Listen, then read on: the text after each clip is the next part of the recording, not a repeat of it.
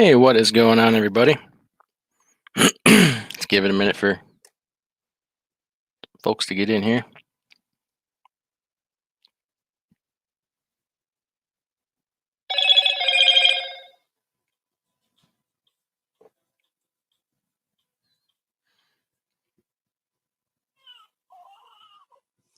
So, what's happening today? So, I'd jump on here. It's been a while. I've been away for a while on YouTube here. Just, what's happening today? Yeah, I can't get my phone right here. All right. JK, thanks for coming in. Jerome Jones in here. Good to see you. Yeah, I've been away for a little bit. Thought I'd get back in touch here a little bit. Got taken out for a few weeks here. Got myself put out of service here, but doing better and trying to get back on track here. But Paul Harrison here, thanks for coming in. Carlos, Big Dog Trucker, Fate Trucking, about damn time. Yeah, it is about dang time. That's why I'm here.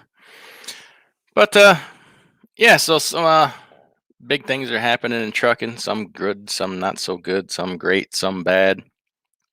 Good news is I'm here. I'm here again. I don't know, maybe that's bad news. But seeing some things here cause for concern.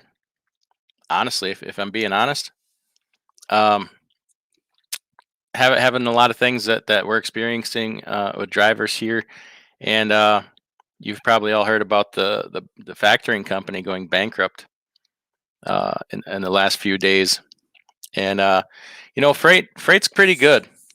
We all know that freight's pretty good. Freight paid pretty good. I think honestly, I think a lot of people are probably taking that for granted a little bit, and I don't know, not a good thing. But some of the bad things to see coming here. You know, freight is busy. It's going to stay busy. All indicators are that there's a shortage of trucks. Drivers are in shortage. But I kind of feel like the system around us, around trucking, is breaking down. And I guess what do I mean by that?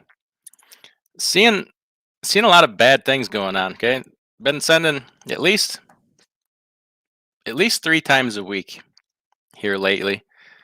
Been sending people to pick up loads, and the shippers are like, "We are not loading. We canceled that. We're loading. We don't either have the product, uh, we don't have the manpower, or we just decided we're not going to ship it all together because we're not paying, whatever the rate is this week, for whatever reason." Problem is they're not telling anybody. They're just making these decisions, and of course, nobody feels like they need to tell the truck driver or the trucking company. So between the brokerage and the shipper receiver, they all just decide we're not shipping it, and that's that. And having to fight for tow news when there's no clearer case that it's a case for one. Also, what else we're seeing? Showing up to deliver loads or pick up loads, whichever have you, but in a lot of cases, deliver loads. A place with 100 dock doors may have 1 or 2 people working in the warehouse. And they'll say, well, we'll unload you when we unload you. And that's happening. Luckily, a couple of times here we were towards the early part of that line, not the end of that line, where people are waiting for I don't know how long. So tell me, what good is high dollar freight, high volumes, high everything? Things should be really good in trucking right now, and they are. Don't get me wrong, but what good is all that if, number one, you can't move anything? They can't ship anything. They can't receive anything. They can't pick orders and put orders together. We're already kind of seeing it. I don't know if, I talk to people all the time. Some of my drivers tell me it's hard to find food on the road. Like, we obviously know that the restaurants, the sit-down restaurants, are closed largely in truck stops now. Now I'm being told that the fast food restaurants close at 5. A lot of them. And if you're not in the truck stop at the fast food restaurant by 5 because they don't have any help, you're going to eat off the shelves in the truck stop. And those are largely, uh, well, first of all, we know they have really nothing on them that you should eat. And secondly, largely empty. The coolers, uh, you may have, instead of 5 different kinds of Pepsi, you got 2 or what have you, and a lot of empty shelves there. Somebody told me in the industry that they cannot manufacture and distribute CO2 here lately. So that's hurting with your anything canned or bottled has CO2 in it. Shelves are getting empty. I see it when we go to the store. There's not a lot on the shelves in some aisles. The system is breaking down around us, and although trucking's good, I'm not sitting here telling you the sky is falling, but there's a storm coming. There's a storm coming. The general public is naive to it, and they're not going to realize it till it's too late. Like, there's a real disruption in our for whatever, pick one sector of our food supply. There's a serious disruption because you can't ship it, you can't move it. Now places can't package it because they can't get the packaging for whatever reason. They didn't ship it. They can't ship it. They can't get a truck. So some food will spoil. You can't package it. It's harvest season right now. You got green beans and peas and potatoes going to the processing plant to be packaged and distributed. They can't package it. It sits there in a pile and will rot. This is getting, to me, it's cause for concern because it's a domino. Everybody in here in this industry, in the trucking, knows that this is a domino effect. All right. Now, how does it domino? It's getting worse. It's not getting better. It's going in the wrong direction. Okay. This parts shortage is becoming a dire, serious issue. There's a couple local Freightliner dealers, a Mack dealer, utility trailer dealer, Great Dane dealer, Fleet Pride, a few different places I go for parts when I need stuff. And I talk to the people and I ask them, well, what is it this week? What is it this week? You got, did this come in? They're like, no, we got nothing. We're having some people stay home because we don't have a lot to sell. We can't deliver anything. So this parts is getting worse. Everything is not recovering. It's going in the wrong direction. And anything anybody seems to do to try to fix it is because these people don't know their ass from a popsicle, is making it worse. Now I read a couple days ago. Let me go right here to the article from FreightWaves that the new administrator of the FMCSA commits to boosting oversight of trucking because, according to this numbnut, trucking has fallen into a regulatory black hole.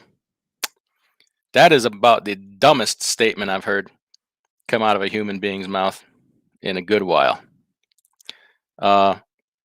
Saying that we're completely lacking oversight and has escaped the level of scrutiny which it absolutely has to have if public safety is going to be protected. Well, guess what, ding dong? We're one of the most regulated industries there is. We're told when to work, when to sleep, in a roundabout way, when you're going to eat and go to the bathroom. Your pay is regulated. Everything about this is regulated. It's more regulated every year. That's not the problem. The problem is there are zero regulations that address the real problems. And they don't care about the real problems because the real problems actually would cost money to fix, and they'd actually have to hold the people accountable that give them billions of dollars a year. That's never going to happen. We're the easier target. So we got all these problems going on, and then some ding dong saying that we are not scrutinized enough, that we are the problem. Okay, I would wager. I don't know if you guys remember last year when COVID, whatever, when everybody was staying home. I saw very few accidents in relation to trucks.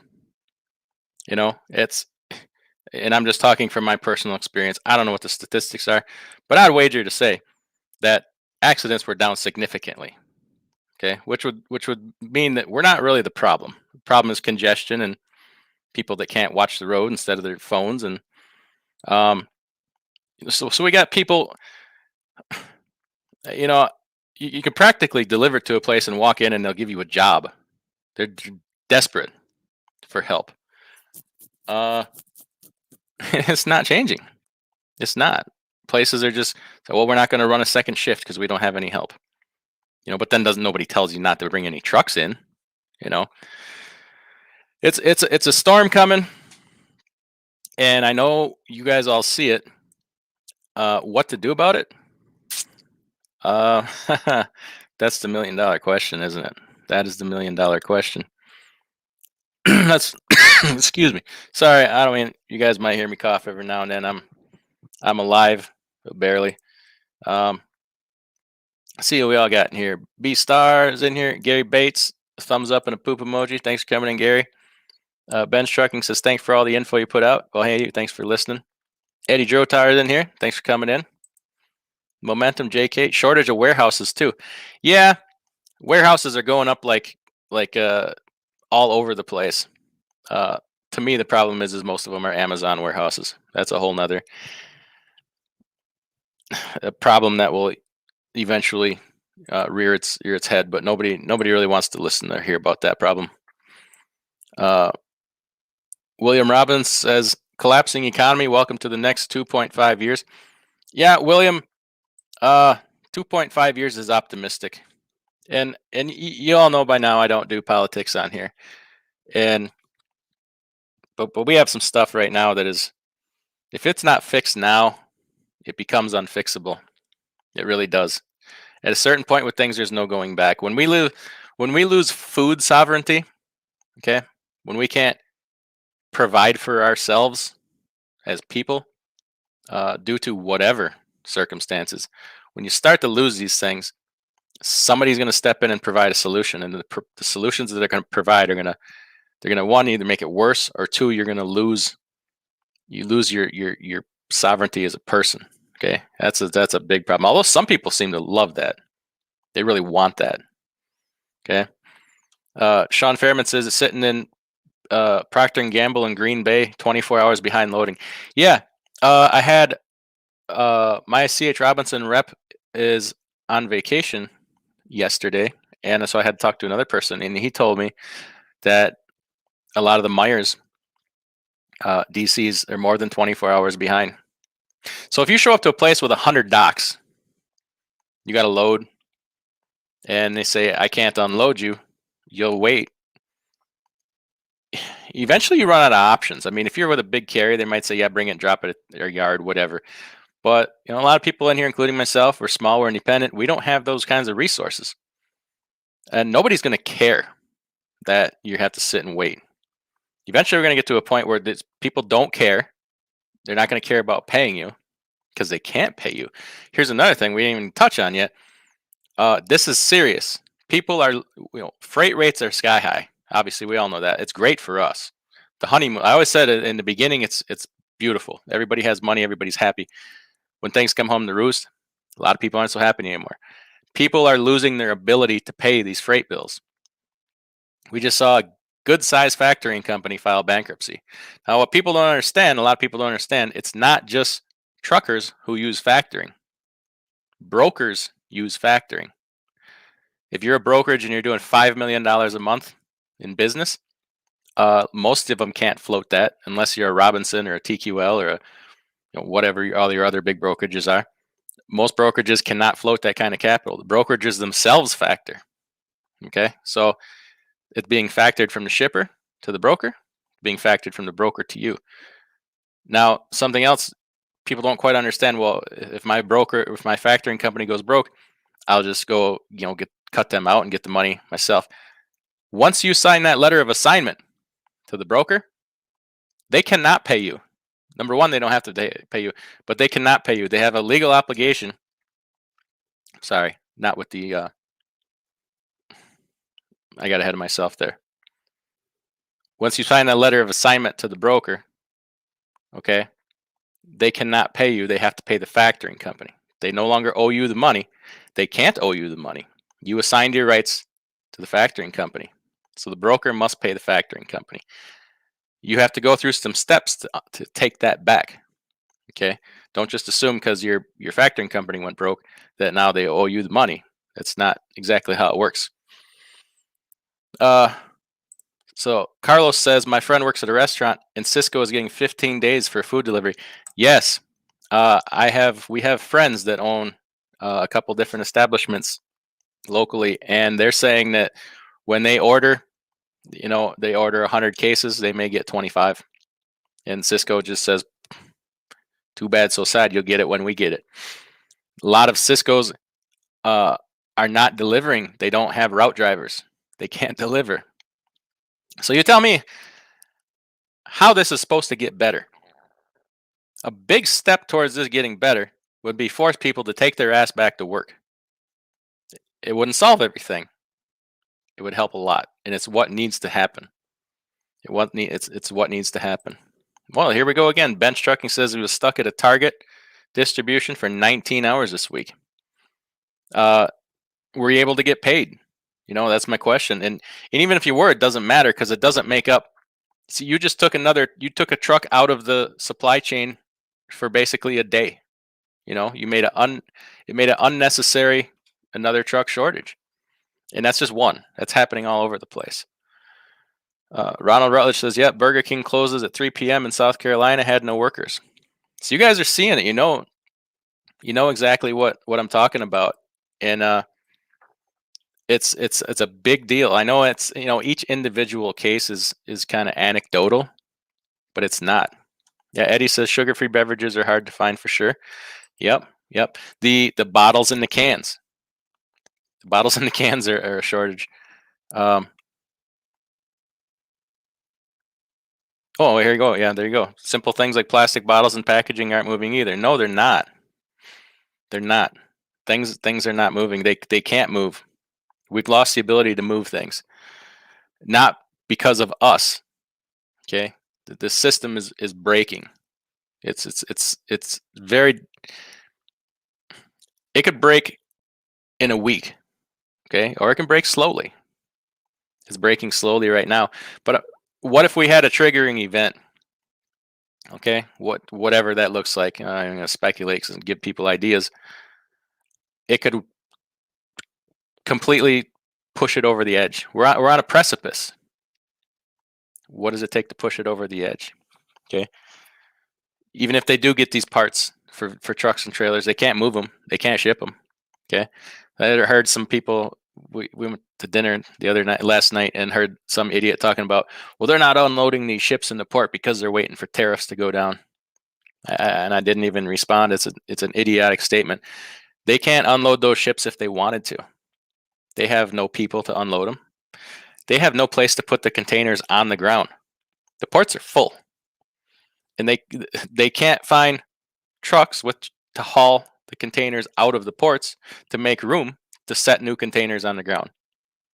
So what are they going to do? There's nothing to do with tariffs. It's a bunch of crap. The products need to move. They need to be delivered. They can't. It's impossible. It's an impossibility at this point.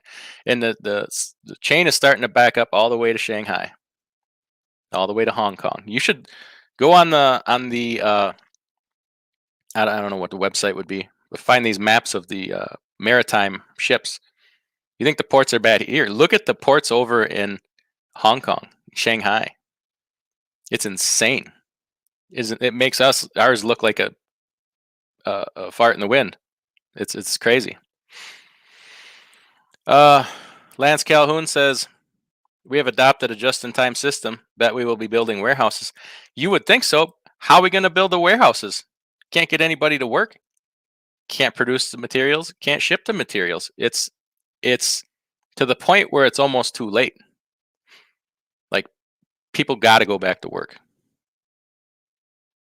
JK says, I read that article. Rep Markley is pushing the issue too. Okay, I don't know who that moron is, but any politician to me right now is automatically one. Jamie O says, people need to stand up. We're passive people as a whole. The people who are listening to you are workers It is due to the people in Washington. You're absolutely right. You know, most cases, if you're a truck driver, you're by nature a working person with a good work ethic. Fate Truckin' says he needed a starter last week. Found one after 3 hours of searching and calling a bunch of shops. Yeah, it's just a starter. These are basic parts. Says the dealership didn't even have one. Yep. JK says 45% crash increase since 2009. They say, when did we get the ELD regulations? Hey, that's a whole nother thing. So somebody tell me we can't get the microchips to manufacture these trucks, the GPS systems, whatever. Why isn't there a shortage of chips for ELDs? Or is there? And if you do, if you have an ELD go down, what are you supposed to do? Can't get these chips. In fact, I had that problem the last round of ELDs I ordered. They couldn't deliver them because of the GPS chips. Didn't have them. But why can't we have a shortage of that? They'll show you that they can produce the chips or whatever for what's ever important to them. Makes you kind of question things, doesn't it? Ben Shrugging says he was at a salsa plant lately. He'd been shut down because he couldn't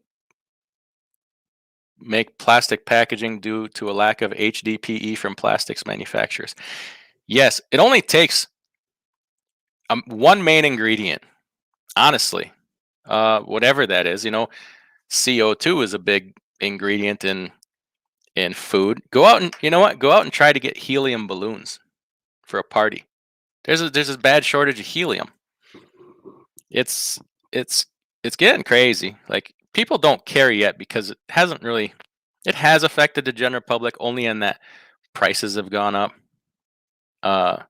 Most people don't. They complain, but not enough to do anything. What is it going to get them to pay attention and complain? Hey, it might just wake up one day and there's nothing. There's nothing for you at the store. Trucker Abdullah in here. Thanks for coming in. Appreciate it. JK says, I know, let's fast pass 18-year-olds into CDL ownership. I don't see what damn bit of good it'll do. And then it just goes to show too, safety. Is it really about safety? Like, they want to bring accidents down, so bring in a higher. I'm not saying 18-year-olds aren't responsible. Whatever, there's plenty of them are. I was, I come from a farm. I can back stuff up, all that. But insurance-wise, that's a high-risk category of people. So it's not about safety. And nothing they do is about safety.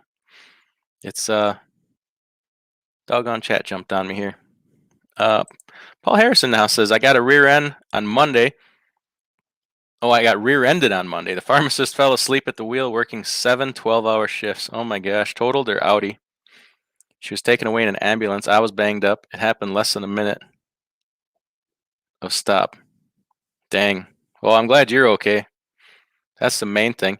Yeah, so it's okay to take a pharmacist and work him to death when they could kill just as many people as we do. Give them the wrong pills, give them the wrong advice, overdose them. East Essex Trucker says, I got the same headset. Awesome. Love the Logitech. Yeah, I like this Logitech too. So many problems are yesterday's solutions. Yeah, but we lose a little bit more common sense every year, don't we? Yeah. Look back. Well, I ain't gonna go down that road. Doesn't matter. Kelly's Kitchen here says, hit the like button. Appreciate that. Thank you. 57 in the house. I don't know how many likes we got so far. I can't even. 20 likes. All right. Bruce says 7 lean, 7 fat. No, that's all the way it's always been. Nothing will change that. I don't know what that means.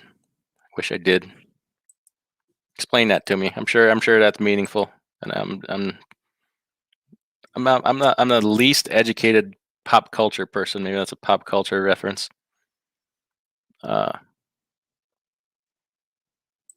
Bruce says the entire trucking industry needs to take 48 hours off. We need to assert some power. Bruce, I'm sorry, but I disagree with that. I do, and no disrespect to you. I understand your sentiment. You don't ever want to be part of the problem. Okay, because it will turn sentiment against you. People cry out to their politicians to do something about it, and they will come down on us. Um, Plus, things are too fragile right now. I'm telling you.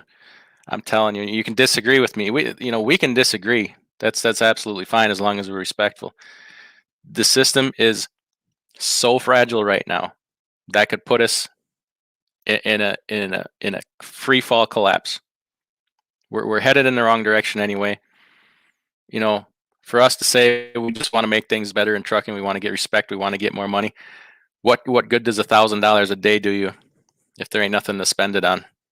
Honestly, it's so fragile right now. You have to take advantage of any situation when it arrives and use the momentum to your advantage to an extent, but don't be a piece of garbage either.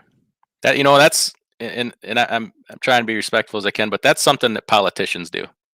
We're better than them. We don't.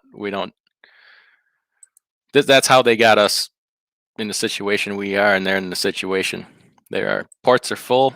I agree, Bruce. Ports are beyond capacity, and it's unfixable. Here's the thing: a lot of the problems we're facing in relation to all this, it's really not fixable. It just needs time to play out. But people don't give it time. They think they're helping by providing solutions, and they're so miseducated, and they can't get past being a politician. They do the wrong things and make it worse, and they will if we let them. They will make it worse. Uh, East Texas Trucker says, dump it in the water like the founding fathers did. Something like that will happen eventually. There's this. It's like we're sitting on a powder keg. And not trying to be dramatic, but if you really just, we're truck drivers, obviously. That's what we care about. That's what we're close to. We always want things to be better for us in trucking. Step back from being a truck driver for a second. Use your analytical mind and think about the consequences. I always say the law of unintended consequences, right? Think about all the consequences for things that are going on right now with the maritime problems, the trucking problems, supply chain problems. The supply chain problems are huge. We could end up in a credit crisis from this. That factoring company that just went bankrupt could be just the first. And it probably will be just the first. And a lot of times people try to outlast the other guy. Who else is on the brink that we don't know about? And how would you know if your factoring truck company was in trouble? You wouldn't know until it's too late. So what do? We say, oh, well, okay, we won't charge as much. Well, no, you have to. You have to. The money's there. You have to take it. I don't feel sorry for these shippers and receivers for the prices being what they are, because they're not doing their part. They want to sit there and hold you in a dock for 8 hours. They want to have you show up for loads that they've canceled and just didn't tell anybody, or whatever crap that they pull. If they would fix their problems, the rates would come in line a little bit. But you have no choice right now but to charge punitive rates because of what they're doing, the crap that they pull. It's just the way it is. So they're in a way creating a lot of their own problems, which they always are. In a lot of ways, they're always creating their own problems. But we're the easy targets. We're the easy ones, and it's always going to. Honestly, it's always been like that. It's going to be like that. So hey, Bruce says there's so excuse me, so many containers full. China has a shortage on empties to fill. Yeah, and then you see these shipping companies come and dump them in the ocean at about 1,800 at a clip when they tip a ship or whatever. Doesn't help. They can't even build the containers because they don't have the raw materials, because it's a circle of life thing. They can't build the containers because they can't get the raw materials, because they can't ship the raw materials because they can't get their containers moved. It's it's almost comical. It's like a Laurel and Hardy, who's on first thing, DL says, then why are not asking independent and mega carriers to temporarily send trucks to empty rail yards? Why is who not asking? Because you got to have chassis. They don't have the chassis either to put these containers on. You can put empty containers on a flatbed. Still doesn't do any good. They don't have the manpower to load them and unload them. And even when you do bring the empties back, they can't put them on a ship and send them back because the ships aren't empty. The ships can't get empty in the first place with the loaded ones, so they can reload empty ones and take them back. It's that broken. It really is on every level. JK says the trains are turning down certain contracts for moving shipping containers because they want to move the higher paying freight. They're being selective because they can. Yeah, yeah. And rail companies have a lot of power. They have a lot of say. They really do. I'm way behind here. Let's. East Texas Trucker says if we can't get chips, maybe we need to start making trucks like we did 30 years ago. That would make a lot of sense, wouldn't it? But these people won't allow it to happen. They will not. First of all, they cannot admit they were wrong, because then we might lose confidence in them by relaxing some of the standards and just, if we hear it all the time from politicians, oh, it's a crisis, it's this, it's that. Well, then help us out. Ease some regulations. Allow things to happen. Allow people to run a truck without emissions for a while. Like, you're going to tell me that emissions, urea and DEF, is more important than people starving to death? Because that's what it's going to come to. You go to Europe, or you watch TV or whoever, and look, the grocery stores are empty. They have nothing. Some stores have nothing in the store to sell because they can't get truck drivers. And then they're going to go with the government say and conscript people into work against their will to move these goods. We talked about losing your sovereignty. That's it. Gary Bates says, and if it could not get worse, I read the media reporting the jobs that will be going away. Top 10 truck driver. Yeah. And would it surprise anybody if this was not being created, but being allowed to happen to get us to that point where people will accept it that much easier? It's kind of how business is done. Politics and hot dogs, You don't want to see how either one of them are made. Jamie says, I know you don't want to talk politics, but this is all politically driven. We leave our heads in the sand and the political leaders will stomp on your head. They don't give a rip. It's hard to argue with. You gotta give yourself a mental. I certainly have my opinions. Don't get me wrong, but I can't allow it to rule my life. At a certain point, you realize nobody's gonna to help you but you, and you just put your nose to the grindstone and go do it and say to hell with what everybody else thinks. DL says, stop making chips for mining rigs. Oops, my bad.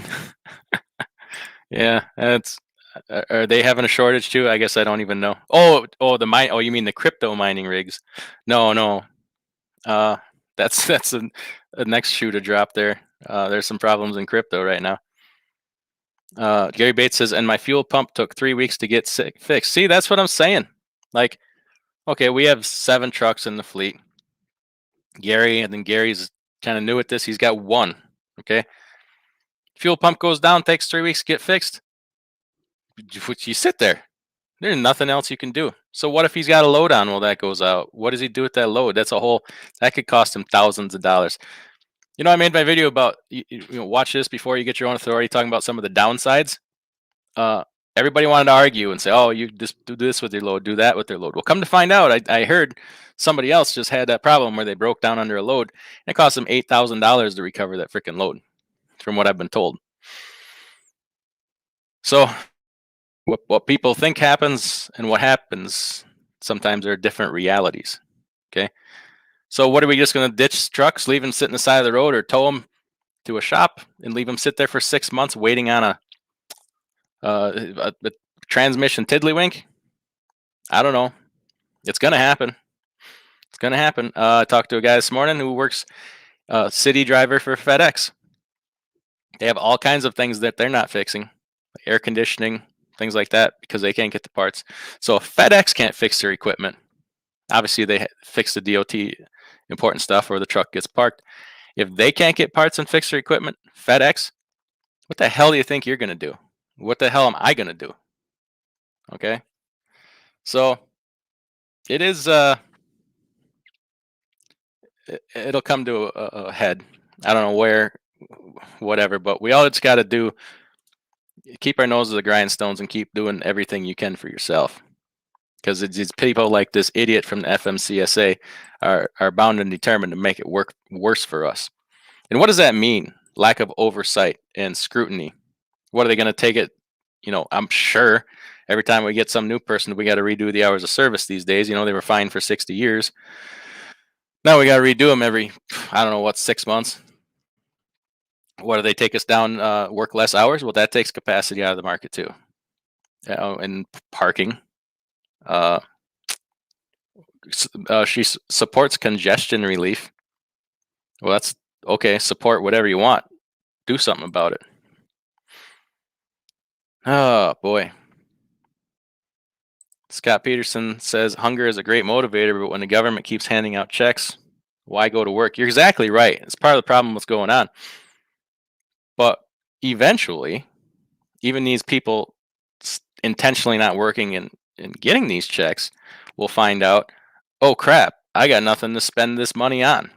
I'm getting these checks and it don't even buy me food. That's too late right there. Yeah, Mark M says he's running paper logs and the difference in stress and sleep is night and day. Yeah, I remember those days. Eddie's having a fuel pump problem. I'm, I've neglected. I need to pick up some reefer parts, maybe some starters, some alternators. You got to reconsider a lot of things. Mark says that bump in accidents is directly related. You're exactly right, but we all know that. You'll never convince those people of that. Bruce says it means the economy is a cycle-driven system. It is. Everything's a cycle-driven system, but people think that they can defeat the cycle, is what I'm saying. They think that they know better than natural economic cycles. And this one is this cycle. It's not natural. Ain't nothing natural about it. Oh, okay, I get it. DL. 7 years of famine. What? 7 years of prosperity. 7 years of famine. It's a Bible reference. The story of Joseph in Egypt. Yeah, I get that. I didn't know how every 7 years you have the Shemitah. We had one back in 2013, something like that. So 20 was 20. Ooh, I wonder if 2020 was the Shemitah year. It's a biblical reference. Somebody tell me if you know. I lost track of that. That would make perfect sense.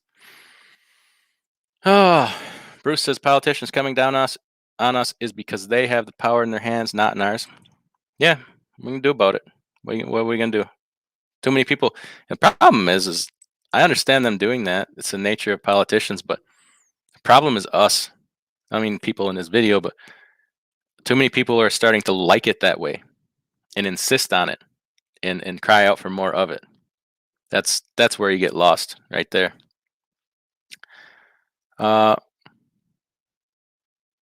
Mr. Grip says you're right now is not the time. Oh, you mean for shutdowns?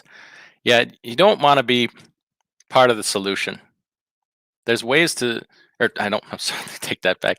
You don't want to be part of the problem. There's ways to point out your plights. You make your case, but you don't intentionally contribute to the problem. And plus, even in normal times, I say that, but right now it's too delicate. It's too delicate. I would never want to do something or encourage people to do something that could cause people to, for the risk of sounding dramatic, starve to death. We're really to that point where there could be an event that causes that to happen. You've heard this. You've heard the term water everywhere, not a drop to drink. We can produce food all we want. Where I live, we produce tons of food. Can't package it, can't ship it. This just rots. It's perishable. So then what? Wayne says, I think the government wants all the owner ops to go out of business.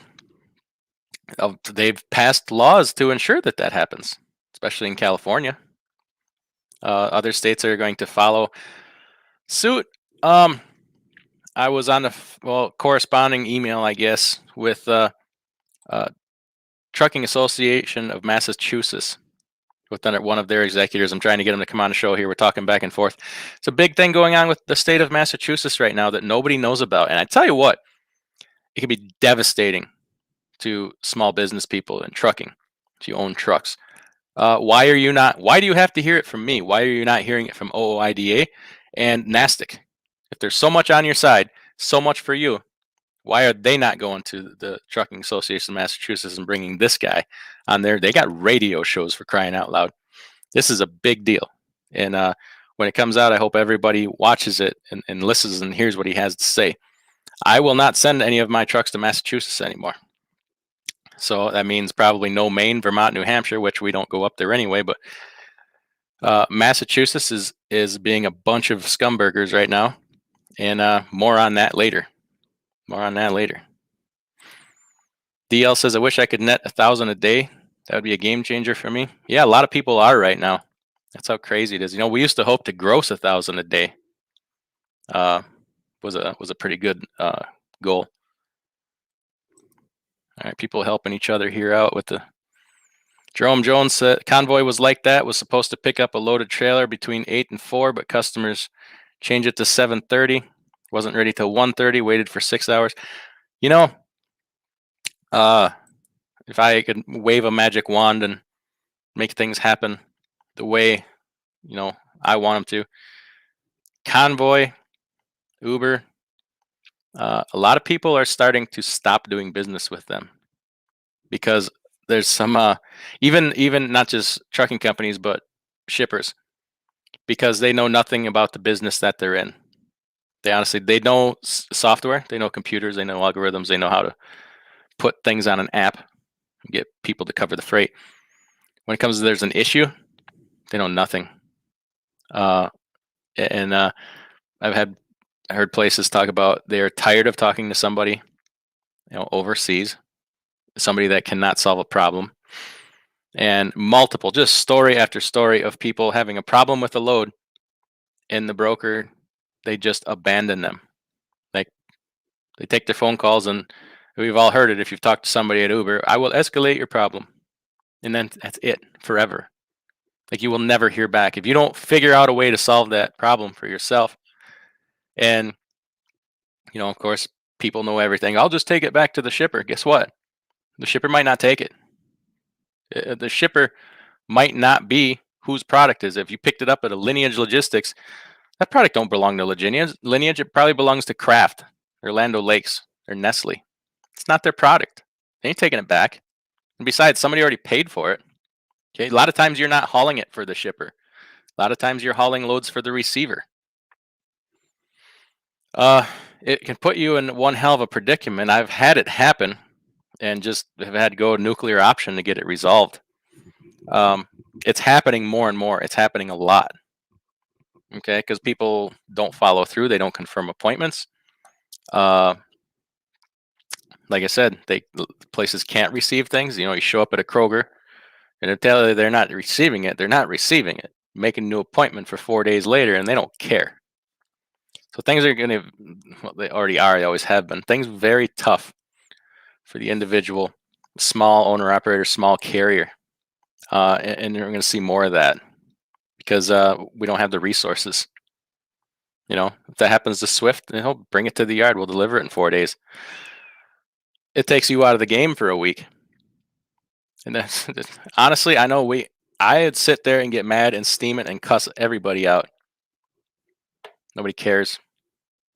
Doesn't do any good. We're nothing more than a commodity to them. Sue them. Good luck. You can't. You ain't got the resources they got. Bill them all you want. They won't pay it. You know, I'm just saying it's terrible. It's terrible. Oh, the chat jumped on me again here. Let's get back here. Bruce S says, who is the factoring company? It was Instapay. They're pretty good size. So let's talk about that for a second. This broker. Excuse me. I'm sorry. Still getting over the crud here. This factoring company. Okay. I know most everybody factors. Trust me. I don't have anything against factoring. I don't really talk about it. I don't promote it because I don't use it. factoring is necessary. Okay, I would like to see people that have been around in business, after so many years, wean off factoring. You don't need to factor everything. If you've been in business for 5 years, you know by now who's going to pay and who's going to be a problem. Okay. That being said, um, to say that I use a factoring company because it makes sure I get paid. It's a prime example of no. That factoring company can go bankrupt. The shipper or the broker could have paid, and you're still not getting that money unless a bankruptcy court judge distributes it to you. If a shipper doesn't pay, and the factoring company already paid you, they're going to take that money back. That's why a lot of them require a reserve, unless you have non-recourse factoring, and in that case, you're paying so much. Somebody was beating me up not that long ago because I don't use a factoring company. Okay, so let me do some quick math on that. And I'm not saying anybody else should do this. I'm just saying this is the case why I personally don't. I never have. Okay, I've been independent since 2005. Okay, that's 16 years. Okay, now over 16 years, say I've factored $250,000 a year. That's $4 million. Now at say 2.5%, that would be $100,000 I would pay in factoring fees over this 16 years. Okay, you know how many freight bills I've gotten burned on in 16 years? One, for $800. So let's take $800 off that. It'd be $99,200 I would have paid out in order to save myself from getting burned on $800. Now, have I been lucky? You could make that case. I could have gotten burned for more, but I could still have a lot of unpaid freight bills for $100,000. Now, there's other reasons to factor. Cash flow. When you're first starting up, expenses, you all know.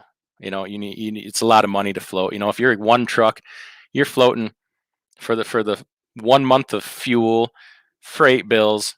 You might have repairs. You could be $50,000 before you get caught up. But once you kind of get caught up, 30 days, freight bills start coming in, whatever. It evens out, and going forward, it's really the cash flow should work itself out in a short period of time. Now, it is nice. I will say it is nice to be able to do credit checks on people. I recently, in the last 6 months here, signed up with a factoring company because I thought I was going to need to factor with taking on more trucks. Turns out I didn't. I've been cash flowed at all. But that's nice to be able to run a credit check. But there's other ways to do it. You could actually call and check references. You could ask for credit references and then actually call them. Dun and Bradstreet, although Dun and Bradstreet is overrated. You build relationships, work with the same people, blah blah blah. But at any rate, that was my point of why I haven't. Now, $99,200 is a lot of money over 16 years.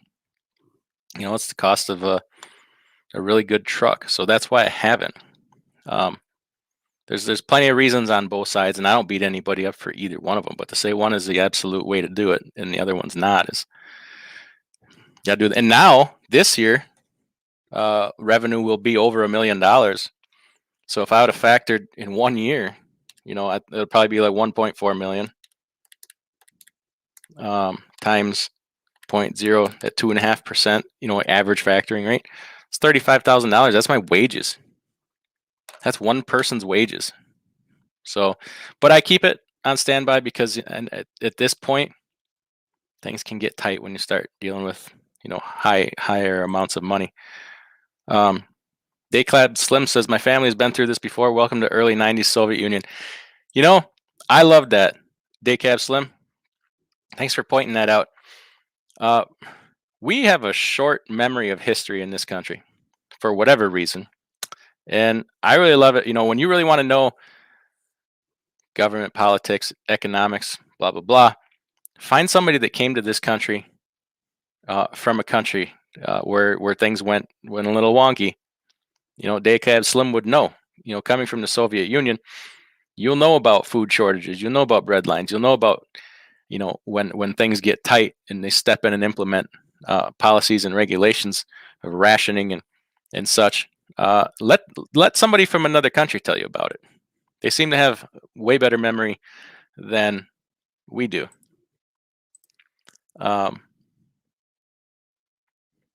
Yeah, Scott says even if you do get the boats unloaded on a train and the train to a depot, there's not enough chassis. Exactly, that's what I was saying. It's the system is the system is screwed. It really is. Hey, Lonzo Turner's in here. Hey, Lonzo, how you doing? It says it takes 6 months to train a crane operator to swing containers at the port. Skilled labor to operate these ports can't happen overnight either. You're exactly right. None of this can happen overnight. But it can get a lot worse overnight, and it is. It's every day. Mark says this isn't going to be a market crash. This is going to be a society crash. Yeah, it's a case can be made for that. It's a very strong case. It's a matter of how fast it happens. G Step says, careful folks of companies paying out 1099 unless you are able to take a major deductions. Don't get yourself hung up. IRS doesn't care. Off topic, and thank you for your advice on common sense. Yeah, G Step or G. Yeah, I don't. The 1099 thing, I don't really get into that because I don't care. As long as everybody is making this decision on their own and not being coerced or forced, whatever arrangement you make, two willing parties make like that, as long as everybody's okay with it, nobody's getting taken advantage of. The employee's not getting taken advantage of because if they don't like it, they can quit. And if the employer doesn't like it, they can hire somebody else. It's all voluntary. So I every time will side on the side of personal freedom. Everybody can make their own decision. I definitely have my opinion, but everybody needs to make their own. Bruce says punitive is punishment, brother. I don't want to punish anyone. I want people to see the pecking order. That's not punishment. It's a friendly reminder. Yeah, when I said punitive rates, maybe that was the wrong word. A rate that covers what the work that you're doing. Sitting at a dock for 19 hours like this other gentleman did here, you need to get paid for that. Like you lost probably $1,500 in revenue, and they need to be held accountable for that. Like if you did that to them, if you pulled into a Walmart DC and parked sideways in their driveway and disabled your truck, like they would sue your ass for not being able to do business. I guarantee you. The only one that can get away with doing something like that is the railroad, blocking driveways and stuff. They would take action against you and you would be in serious trouble. They do not extend us the same courtesy. Gus says we have to believe the science. This science, I don't know what that means. I'm sorry. We're talking trash right now, not science. Sean says, you're saying this mess could last till the holidays? Sean, this mess could last for years. This is not an easily fixed thing. When you're talking about could trucks catch up? Could we have yeah, but what I'm saying is the system around us is breaking down. What good does it do for $10 a mile if they can't pay you or unload you or load you? See what I'm saying? Like in addition to our problems in trucking, like the infrastructure of how things work is failing. Is way bigger. It's a way bigger problem. Okay. Paul Harris says, so you take the containers, shred them, put them inside the other containers for 20 or 30 containers into one. There you go. Cut the roofs off and just, jam them down in there or stack them. Hey, there you go. Take one, cut the roof off, and then stack vertically. That'll do it. Bench Trucking says, as a former port driver in Los Angeles, the ports are completely broken. Yeah, so here's a brilliant solution. Let's, in a time of crisis when the port system is screwed, uh, let's pass a law to take more trucks off the road in the state of California, and in particular, the ports, by saying, okay, if you don't have a 2011 or newer truck, you're gone today. You're out. We won't even give you a license plate. Let's do that, because we all know that most of the trucks that go into the ports are older trucks. So in one day, let's take, I don't know, 10% capacity out of the port system in a time of national, not even national, worldwide crisis. Brilliant. Brilliant. If you wanted to intentionally make a problem worse, that's how you would do it. So I'm not, conspiracy theory be damned. Don't care. Don't ever be so sure that a lot of this isn't intentional. Either that or these people are way dumber than we've ever given them credit for. It's it's laughable.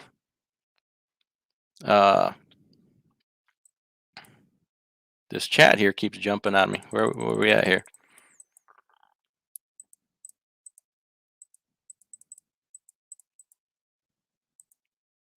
Paul Harris says Massachusetts is having issues getting school bus drivers, rolling out the National Guard to drive the snotty-nosed kids to school. Unbelievable. Massachusetts economy, the government last year had just an amazing year. In a time of shutdown, they had a surplus. Their economy is booming, yet they're pulling stupid crap to try and raise revenue that they don't need. Massachusetts economy is doing very well when we're all struggling. It was, as long as they're fat and happy. Bruce says, I'm an owner operator running regional. I would pull a few Cisco trailers. So Bruce, that's a great way of thinking. So if I was you, what I would do is go to Cisco and say, hey, subcontract me, bring me on. Here's the day rate that I need. You tell me the route. It's a good way to get your foot in the door. We talk all the time about direct shippers, direct freight. People say, oh, you can't do it. This is hey, you could get yourself into a sweet deal for a Cisco or a Super Value or McLean's or whoever right now. They need trucks. Okay? This is your chance. Talk about opportunities. Here's the chances for you. Tim Popoff says, apologize, I have an off-topic question about fuel locks. What if I accidentally put more fuel locks than recommended dose? For example, what if I put almost 2 ounces to 80 gallons? It won't hurt a thing. In fact, I know somebody that does that, and the fuel economy actually is a little better. It won't hurt anything at all. You could dump the whole bottle in there. It would be a horrible waste of money to put a whole bottle in a fuel tank, but you could. It's not gonna. Stratus says, how can I work for you? You could start a correspondence through email, diysemi@yahoo.com. I've been getting a lot of those requests right now. I am working hard on finding more trailers. It's an exercise in futility right now, but I have as good a chance, maybe a little better chances of anybody with the guy I'm working with. I just got to be patient is all, but they will come. As far as trucks, at this point, it would really help if somebody came with their own truck, because my capital is better spent other ways. I've done a few lease purchase deals, and it's been okay. It hasn't been a problem, but it ties up too much money to grow the company and to do, the things that I need to do. I can't have all my money tied up in those deals. I'll do some. I'll do what I can, but if you can have your own truck, plus it's in your best interest, man. I don't think most people that are looking to hire drivers would tell you that. It's in your best interest to have your own truck, man.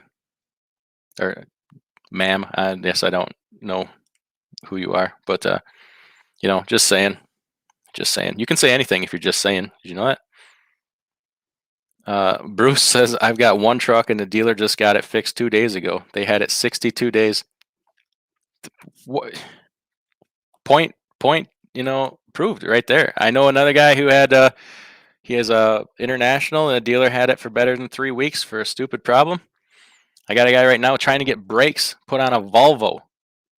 Granted, it needs S cams and slack adjusters. They've had it over 2 weeks at a dealership. You know, I was at the Mac dealer. He's like, we can't get drums. We can't get shoes. We can't get drums. When we get them, we don't tell anybody because the people will come and make a mad rush and stock up on them. We just have them for the people that come in and need them. He says we finally got they got 14 dealers. They finally got 50 NOx sensors to come in, and they're hiding them. They're like, we're not telling anybody. If you come in and need one, but we won't, you know, over the phone, we won't sell them. Nothing, because we got to, he's like, ration them effectively is what it is. And credit to them for being upstanding people, not jacking up the prices. They could double the price. People will still have to pay it, but they're not doing that. So, you know, credit to them. Allie says, DIY, is the reefer rate went down? You know, I have seen some lanes softening up. I have a lot of trucks go from Midwest to the Northeast. That Northeast back to the Midwest lane has softened up. I will say that. Also notice, you know, lower volume on that too. And the freight might be there. That's the thing. The freight is there. It needs to move. It's there, but they can't ship it. They can't warehouse it. They can't manufacture it. Like, we're so, you know, coming out of the shutdowns, we were so behind and backed up, and we're really not catching up. It's just it's probably going to start going the other way because they can't ship it. If you know, I keep saying it, I mean, it'd be redundant, but I'm just trying to explain. You know, it's like that. Like, we should be fine. You know, rates are good, volumes are good. You know, things trend the other way. It's not because there's not a need for stuff. It's because they can't ship it. So that's kind of what's happening here. Mark M says, FedEx can't get parts. We're done, boys. It's been nice knowing you. You gotta wonder. You gotta wonder. You know, because FedEx is in that supply chain where they haul the auto parts and stuff. So you would think they could they could go get a truckload of something and bring it to their terminals. I don't know. Running Aces says, my truck has been down 2 weeks now because of the def quality sensor. I just bought one for $5,000 online. What choice do I have? Oh, okay. So people keep making my case over and over here. I didn't expect this. This is actually kind of worse than I thought. We're seeing a lot of it firsthand here. The def issue. So let's talk about that for a second. Like, we're all required to, on these newer trucks, have def. So that's another thing to go into shortage. But here's what's happening. I've been hearing over and over and over again. I've had a couple trucks have this issue where the light comes on for poor quality def. It's not a sensor issue. It's a def issue. They're putting out crappy def. Okay, a lot of this stuff comes from China. One guy said he started to pump it and it was brown. You know, you can immediately shut it off, but then what? I mean, so if somebody was trying to, you know, I don't know, say an enemy of ours, whoever was trying to intentionally hurt us even more, ship us millions of gallons of poor quality def and further disable our transportation system. Just saying. We experienced that firsthand, poor quality def, and it's not a truck problem. It is actually a def problem. Is the solution to buy it in the containers from the truck stop, you know, rather than the pump? Well, that's going to get expensive, number one. And number two, you might be able to see that it's not brown and contaminated, but you can't ensure that it's 63% water or 63% urea. You can't ensure, unless you have some way to test it, that it's the proper ratio of ingredients, because your truck knows it's got a sensor in there for it. East Texas trucker, if they go through with this vaccine mandate for transportation industry, we'll be in big trouble. So I don't really get into that, but case in point, it's just another thing. If you were trying to destroy an already fragile system, give us poor quality DEF, take away more hours of service, take away parts, force a good percentage of drivers to find other lines of work and create a worse driver shortage because they won't violate their principles or for whatever reason. Make 10% of the whatever percentage of the port trucks in a port disaster situation immediately not able to be licensed in the port of port of Long Beach. So you make the problem worse. You starting to see what I'm saying? A lot of unrelated problems here are coming together to make these things worse. So once you start to see that, okay, then start to think about the consequences of it all, because there's nothing in this country, you all know as truck drivers, there is nothing in this country that is unrelated to transportation. And it's a trickle down, it's a domino thing. You guys all know that. I just don't know if everybody is really thinking about the magnitude of it. So you want, let me give you an audiobook recommendation. Okay, everybody likes, I don't know, a lot of people like audiobooks. Get your hands on a book called 1 Second After by William Forstchen. Okay, and then listen to it. And if you finish that, if you're not scared to death, because it's very close to reality. Okay, just take out the I don't want to give a book away, but in the very, very first few minutes of the book, a disaster happens. Okay, and then the next rest of the book is what ensues over the course of the next year in the United States and actually kind of worldwide. But take out that disaster and insert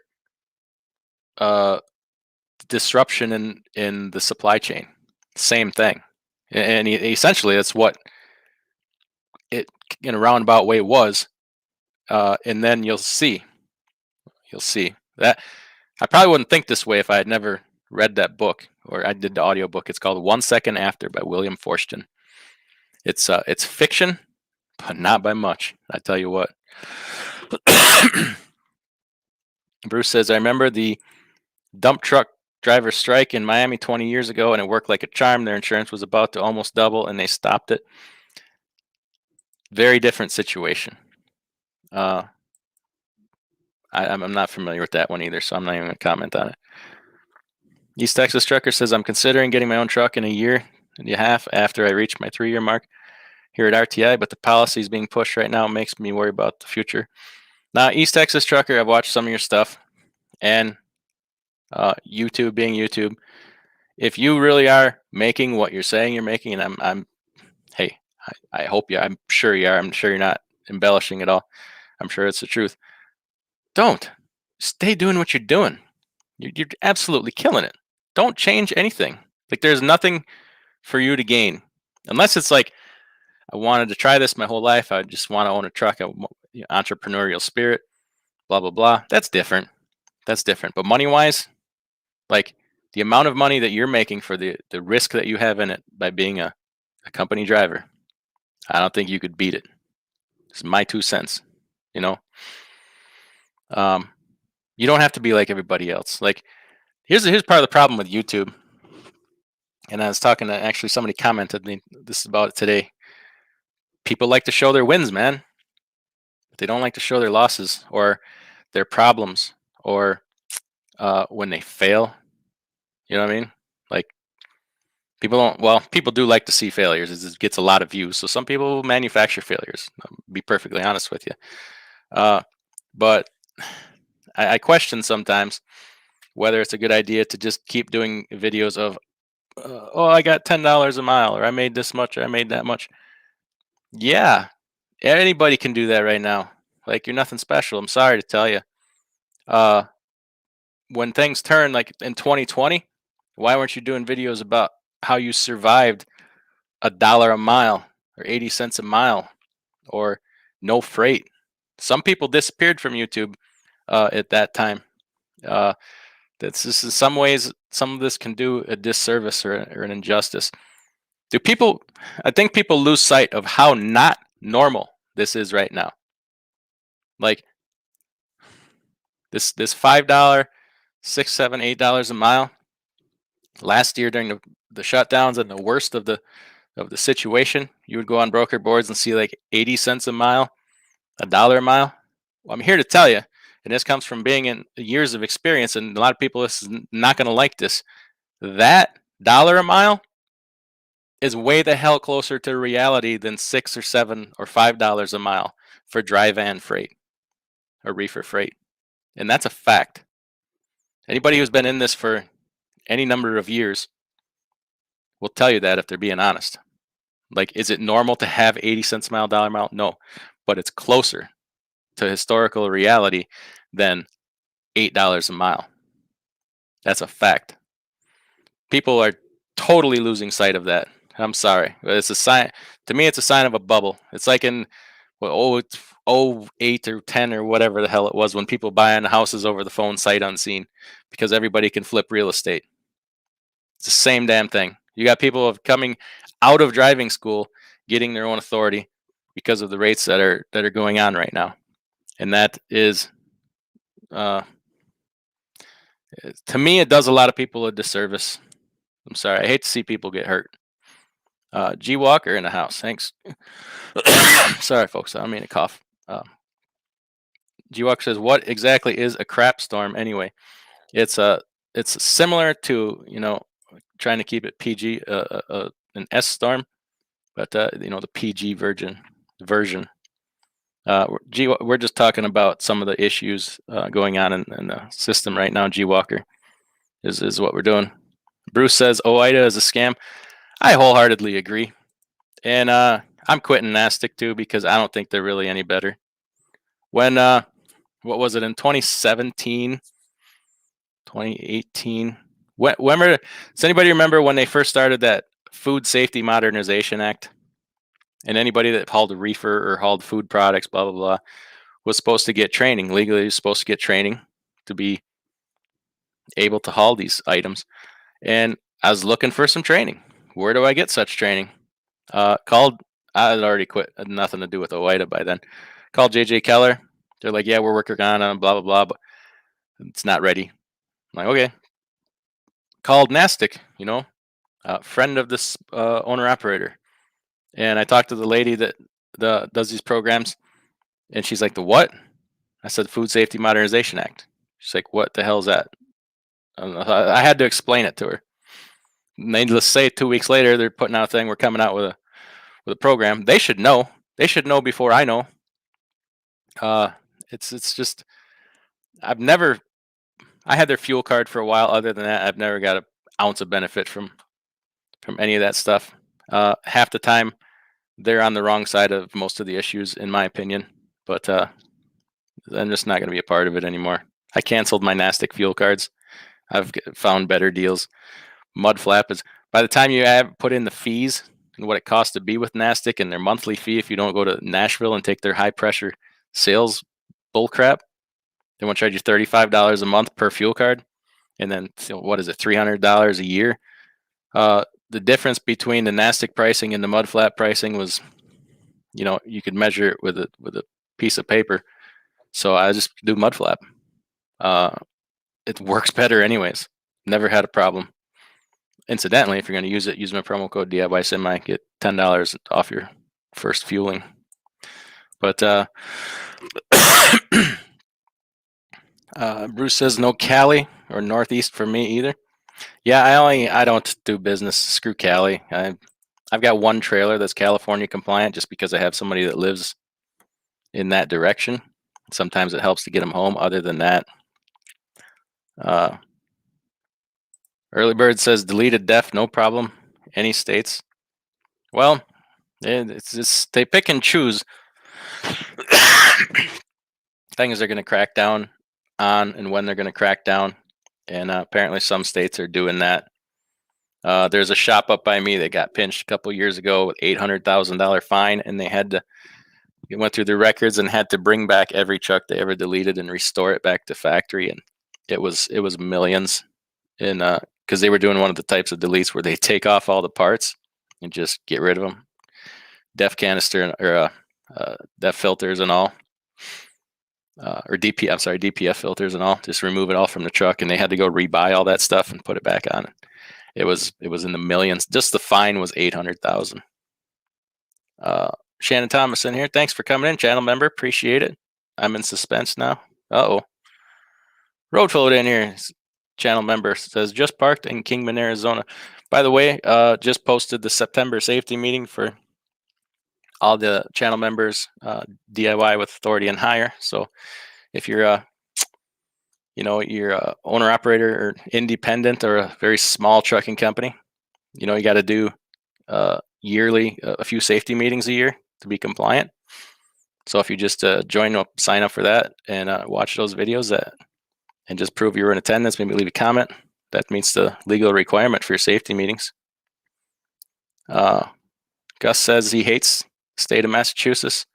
Only reason I live here is that I make a bunch of money off liberals. Okay, well, hey, you make your money where you can. Absolutely. Mark M disagrees, says move somewhere else that you can agree with your neighbor. I don't agree with anybody, so I just stay in the woods away from everybody. JK says algorithms and trucking do not mix. I tell you what, the algorithms work great for just about everybody but us, the drivers, and kind of in a roundabout way, the trucking companies. The algorithms work great for the brokers, shippers, DOT. These apps, doesn't even have to really be trucking apps.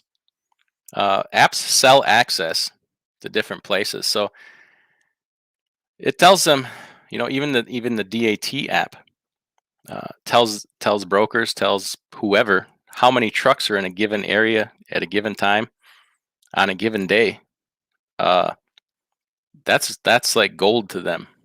That helps them a great deal in manipulating rates. It's all about, like Facebook, it's all about the information. It's all about data. Anything that's free, you can be sure that you're the product. You're the commodity. If it's free, Facebook, Twitter, what have you, you are the commodity, your information. A lot of people won't care about that, but someday you will. When an algorithm or whatever wants to rule your life, then it's people will care, but it's too late. G says, has anyone deleted DPF on their truck? People have.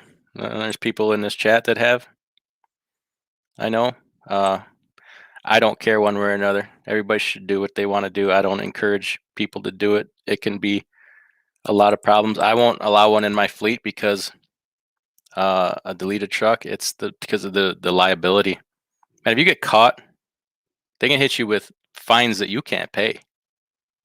To be perfectly honest with you, and I just don't need that. It's not worth the risk. You got to really measure out that risk.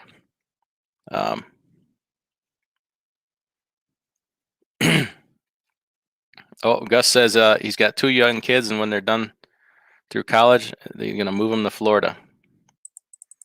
All right. Mark M says Transplace was sold to Uber a few weeks back. I don't haul their loads anymore. They send me emails, and some are hilariously desperate. I won't support that company over my dead body. Yeah, I'm not a fan of the Uber either. I did know about the Transplace Uber deal.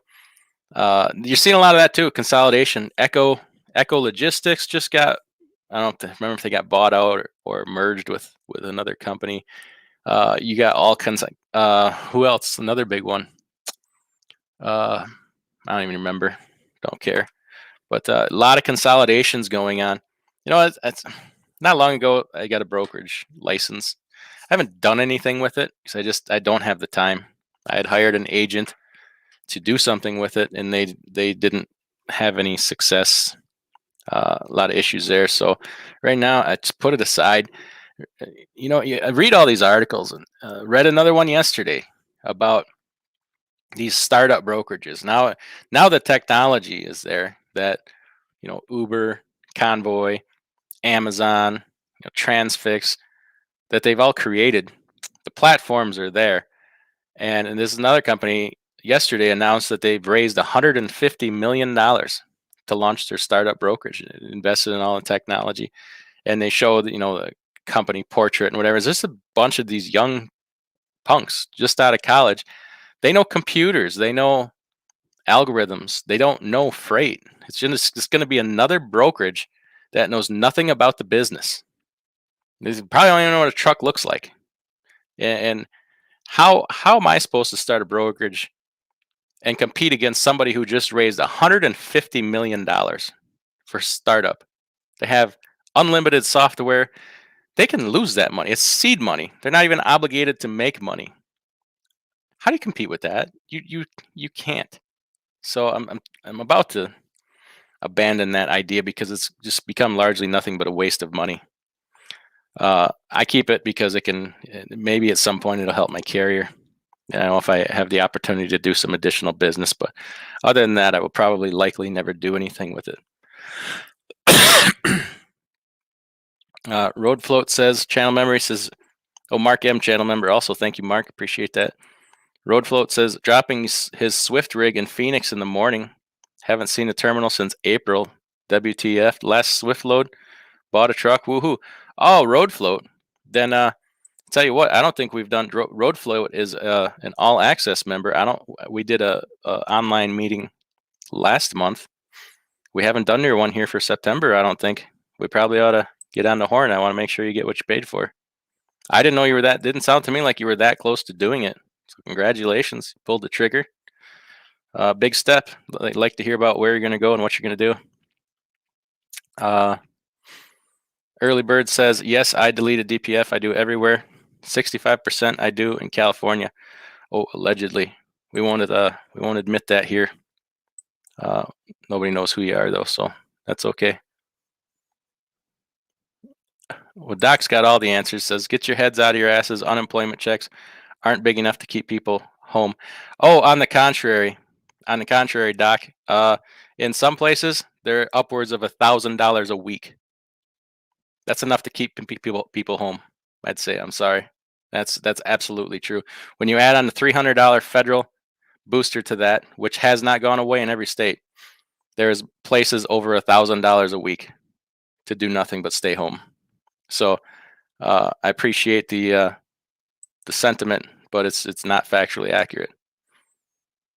Jay Trucking says, I just saw a guy about to be 90 years old in Congress. That's the issue. We have people in power forever and no time for change ideas. We could change that, but hey, that's a whole nother topic. I'm not getting into that. G Walker says, being stuck with a load is no fun. Happened to me over a holiday. I had to drop my trailer at a friendly business down the road from the receiver. Deadhead 300 miles home and a redelivery about a week later. So places do that. Drivers quit over that. I've had it happen, and it's instant damage control. Not only do I have to deal with the BS from the whoever did that with the broker or the receiver, whoever dropped the ball, but now you got to smooth things over with the driver because you want to keep your driver. Like, he knows it's not my fault, but I put myself in that situation. I've been in that situation, and it's like, screw this, just piss on it, screw it completely. I'm done. Like, you then have to do damage control on that. What do we got here? Oh, Jerome Jones, a new member. Thank you, Jerome Jones. Appreciate that. Thank you. Yeah. So there's the sides of it that people don't think about. The driver shortage. Well, how many times do you screw a driver and they end up quitting? It's there's all kinds of things that people aren't thinking about here when they do stuff like that. You could have taken a guy with 5 trucks and just screwed him over so bad that his driver quit. You just lost 20% of his workforce. It's absolutely ridiculous. And you can't blame the driver. I mean, driver takes the short end of every stick. Honestly, we all know that. G's 19 says he's in Colorado with his first truck with DPF, thinking about deleting it. I wouldn't know where to tell you where to go or what to do. Doc's COVID is keeping people home. Low wages, bad management is keeping people home. Yeah, that's keeping some people home, but some people are getting paid a crap ton of money to sit home too. There's plenty of reasons people are home. Some people just use everything and take advantage of freaking stay home. No childcare is keeping people home. That too. There's all kinds of things. Sage is in here. Hey now, thanks for stopping in. Struby says, "Calm down, Doc." Yeah, You know what? I'm done with this COVID. I'm so done with it. Uh, Everybody's entitled to their own opinion. Respect mine. That I'm tired of it. I don't give a damn anymore. Every point, I will side with people having personal freedom over everything. I don't care. Like, is that all we can talk about anymore? Is COVID? Isn't anybody else like? I have somebody I know right now that their wife has stage 4 cancer, and the hospital won't operate on them. So you're telling me that this is more important than cancer? That's COVID might kill you. Stage 4 cancer will kill you. No, I'm sick and tired of it, and I don't even care to talk about it. Whatever it is, if it could be the worst thing in the world, just not on this channel. Go find somewhere else, please. Please, I don't do that. Sorry for that. Mark says he'll save up some cash, try to float a few months. I just thought as if the cost. No, Mark, you weren't the one giving me grief about it. I saw your comments. I didn't take that. I didn't take yours the wrong way. This, in fact, it was. I don't even know if it was. It might have been an email. No, I just thought of it as a cost of doing business and not having to deal with accounts receivable. Well, I know you've been around a while, Mark, and I know you kind of have a general feeling of, okay, I've done 60 loads for C.H. Robinson. They've never stiffed me. They've always paid on time. Because if you have factoring, you can go into your account and see who's current and who's behind, et cetera, et cetera. So, Mark, I know you keep an, you've been around long enough. I know you keep an eye on that. You can factor maybe the first time if you use a new broker, factor them, see how they behave. There's so many places now that have free quick pay, or a lot of them pay within 10 days. Like, you wouldn't want to factor that, do you? Like, I know you're not factoring probably ones that give you free quick pay, but like JB Hunt, for example.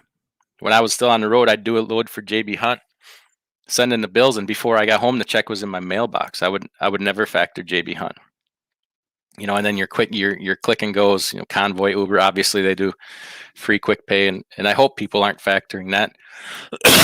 Excuse me. But there's a place for it. Like, I would, some of them now, especially with the dollar amounts I'm dealing with, I've considered starting to factor some, just to cut some risk here, because just by numbers, mathematically, eventually someone will get me. And you brought this up too. Like, if you have a delinquent bill, the factoring company is going to pursue it harder than you are. They have more resources, but you're going to pay for that. But in the current environment, they're probably doing more homework on places. And if they know if a broker's in trouble, they're going to probably know before you do. So, in today's current environment, that case could be made for doing something like that. It certainly could. So I wouldn't drop it cold turkey, but Mark, you know who the low risk ones are, and who's not. Nathan Galloway Senior's in here. Thanks for stopping in. Appreciate it. Trucking with Mr. Coach in house. Says, what's up? Not much. We're just chilling here, talking. Sky's falling, Chicken Little, and whatnot. I'm not even going to read that. I don't. Sorry, Doc. You and I have a fundamental disagreement. I ain't mad at you. I'm not going to disrespect you, but I'm not. If anybody should know anything about me by now, I don't like to argue. Like, I like the people to just have their own opinions, and you're entitled to it. I'm not going to try and change your mind. Don't try to change mine. Just part of the problem here is in this country is we've forgotten how to disagree. Like if somebody doesn't agree with us, we want to beat them up and beat our opinion into them. Like we can disagree. It's just be respectful to each other. And I'm not saying, Doc, you're being disrespectful. It's just you might be new here, but that's just not what I do. I don't argue politics. I don't argue. Um, I don't think that uh, because somebody is failing, that necessarily that is because somebody else is screwing them. And I don't think that just because somebody is winning, that means that somebody else is failing because of it. I don't play that crap because I know better than that. This is not how money works or the economy works. I don't believe in class warfare. I think that's something that they like us to argue about.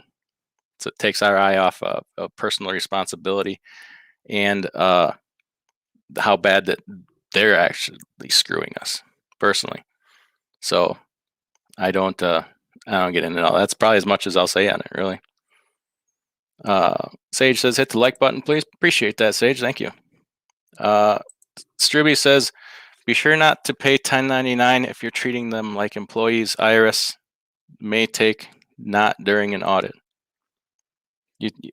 Okay. Not sure I understand, but yeah, it's that's kind of the new thing. A lot of people are doing that. I actually wish that wasn't a law, because it takes away your rights. Like if I come to you, Struby, and I say, hey, let's me and you, I'm going to work for you. Let's me and you hammer out a deal, okay? As long as you're not putting me in danger, like, and we're both consensually agreeing to, you're going to pay me X amount of money. I'll pay my own taxes. You're probably going to pay me a little extra. If we both agree to it, and then nobody else in the world is getting hurt, like, I'm all for it. Now, if we agree that, okay, you're going to pay me this much, and you're going to withhold taxes, you're going to withhold whatever other things need to come out. We both agree to that. We're both happier than pig and slop. I'm okay with that too. Like, let's let people make their own deals as long as nobody getting hurt. And the government shouldn't care, because at the end of the year, they're getting the same damn amount of taxes. It's just coming from a different person. And they're not getting it till the end of the quarter or at the end of the year instead of weekly or monthly as if it came from the employer. The reason they do it is because it makes us need them. Okay? Can we go back to working some things out for ourselves? Does everybody stop running to screaming for help from the government because this person's getting screwed and that person's getting screwed? People make their own deals in life to an extent. Now, if you're doing something where you're being put in danger, number one, quit, because it's voluntary. Like, you're not being forced to work there. Number one, you can quit and they can fire you. Don't put up with it, but don't go, crying for help for every little thing. Save that for the big things, because some things really do require some help. Gary wants to know, do you know who is organizing the strike on the 27th? Don't know, don't care. It's not going to work. Like every other damn shutdown and strike, it's nonsensical, if you ask me. If they'd put that much energy into other things, then you could change things.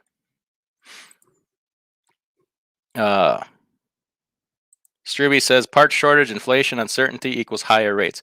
But yeah, Strubies, you might not have been here earlier when we were talking about some things that are happening. The higher rates are great till people can't pay them, and that's happening. Okay, shippers are losing their ability to pay, and that has made a factoring company go out of business. Okay, rates could be $50 a mile. If they can't pay it, it don't matter.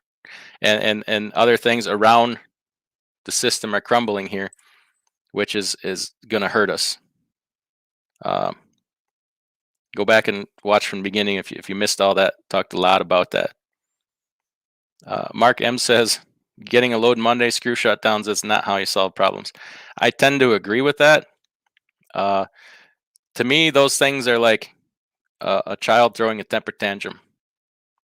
Maybe when things are normal, I understand. I like protesting, peaceful protesting. I think it's our right. We never want to lose that right. But when you're in a time of national crisis like now, it'd be like a mom in a grocery store with her kid, and the mom's just got a splitting migraine, and she's about to have a stroke. She doesn't know it. She's got a freaking brain hemorrhage, and the kid's just standing there behind her, screaming and throwing a temper tantrum because he wants a box of Lucky Charms, and the mom's on the verge of literally having a stroke and dying, and the kid just won't knock it the hell off. Despite the mom telling him to knock it off. It's kind of how I see that. It's like you're going to throw a temper tantrum when the supply chain's about to break so bad that it could cause massive starvation and shortages, and you're going to do that now? Really, big boy? Is that how you get things done? Pick your time. Pick your battles a little bit better than that. Bruce says drivers need to stop taking $2 a mile freight. Bruce, I disagree with that. Whenever some people start saying stuff like that, oh, you took a load for less than $3 a mile, it tells me about exactly how long you've been around. And I'm not picking on you. This is fact of what I think. And if you can't be profitable at $2 a mile, you got to, number one, here you don't know your numbers, or you're not running a tight business. Like, I can make a boatload of money at $2 a mile up until 2018 was a pretty good year for freight rates, but before that, for the previous 13 years, I made a fortune for less than $2 a mile.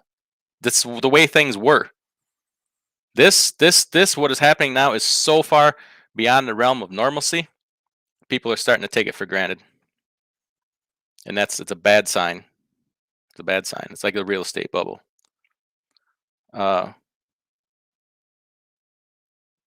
Icy profits. It's hospitals hiring traveling nurses, creating vicious cycle because they can't keep local nurses. Yeah. So last year, nurses were all heroes. Nurses and doctors were all heroes, and now the hospitals are nothing but cattle and can be completely disregarded if they have any kind of question about following hospital policy. They're just terminated like that. When last year you were life-saving heroes, but now you're just complete garbage. That's all a bunch of crap too. Icy Prophet says, do you have a lot to park the trucks and trailers? I rent a space for trailer. There's a truck stop here locally that we can park stuff at too. I could fit, if I ever needed to, I could fit all the trucks in my driveway at once, and then I have a yard next door for some too. Nola Will says, you have to unload Cisco trailer with a dolly. I worked there for 16 years. Yeah, I'm not saying it ain't hard work. It definitely is. But I'm just saying there's niches all over there right now, for people to get in somewhere, fit in somewhere, make their own deal. It was just an example. It's hard work. I know somebody who did it and it damn near killed him. But sorry about that. Phone ring. Roger Moore, channel member, says a live show. Yeah, thanks for coming on in. Alonzo Turner says Aldi's has a banner. It says hiring carriers. I might need to take this 1 second. I gotta mute my mic for a second here. I'll be right back. Hello. Hello.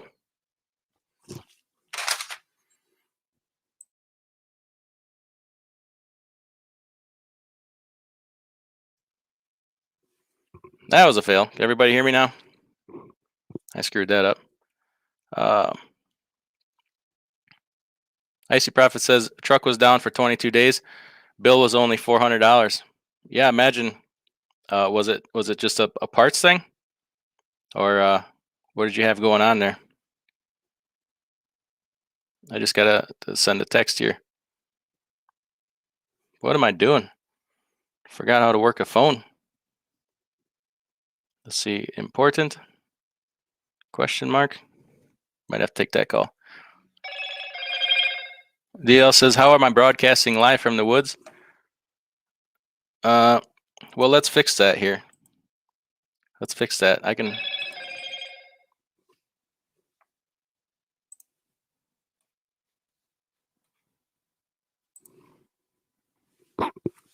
Did my mic come unplugged?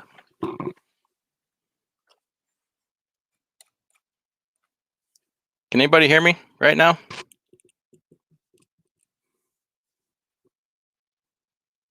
Somebody tell me if they can hear me.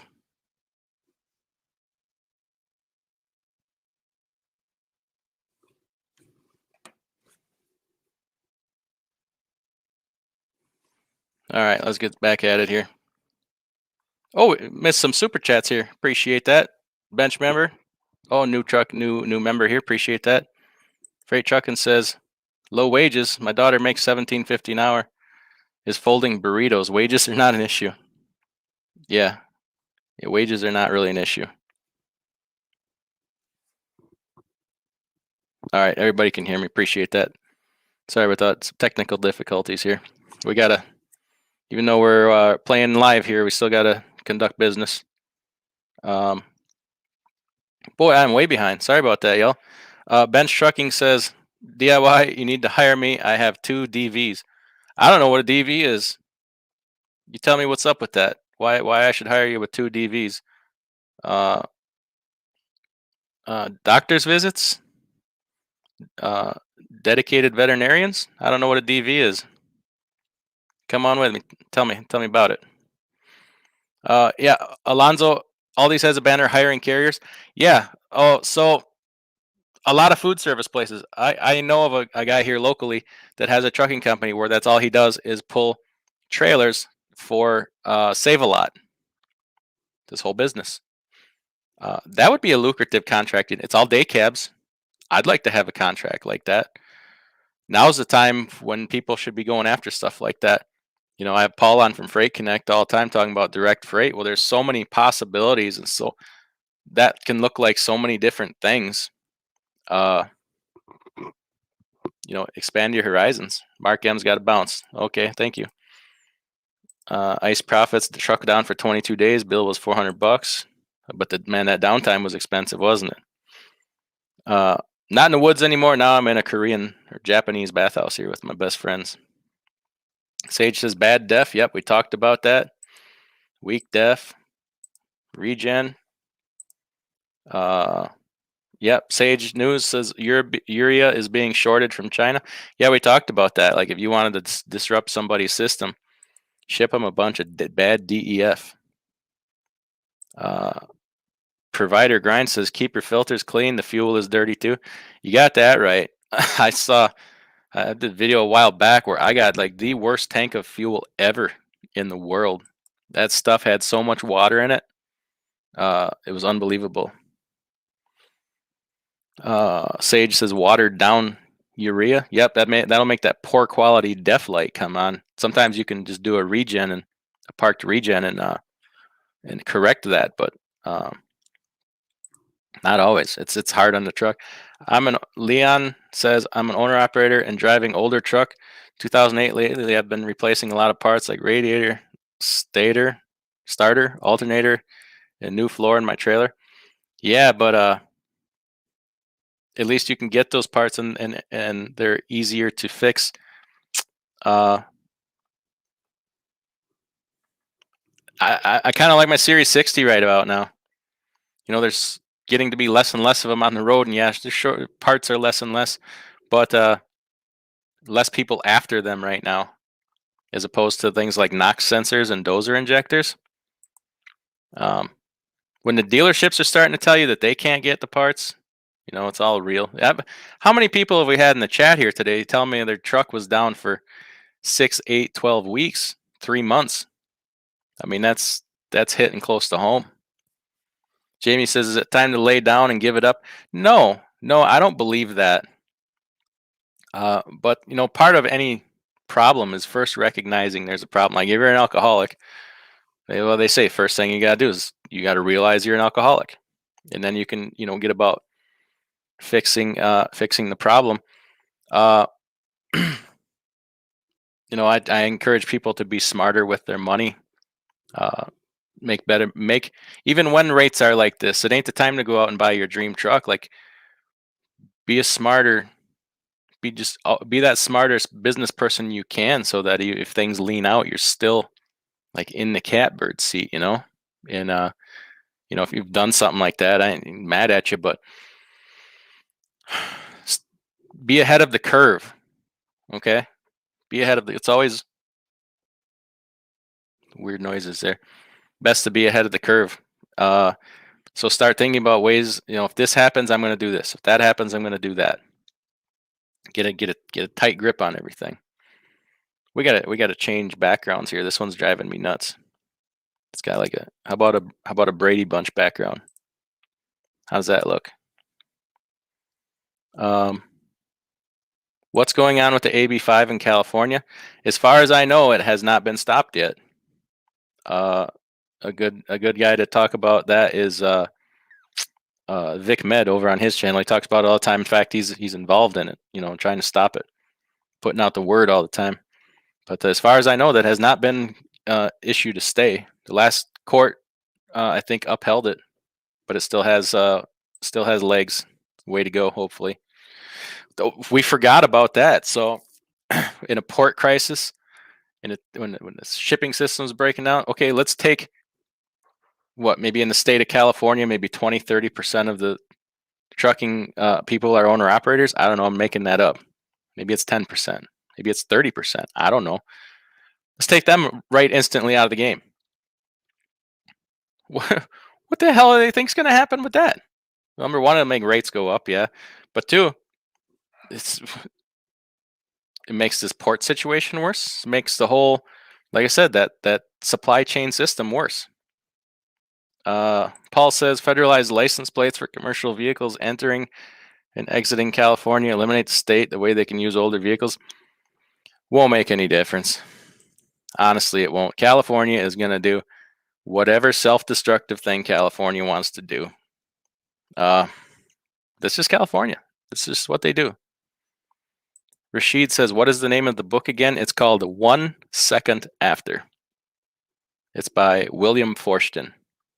Highly recommend it. Highly recommend it. I've listened to it 3-4 times. Every time I do, I pick up something new. And every time I listen to it, it scares me a little bit more.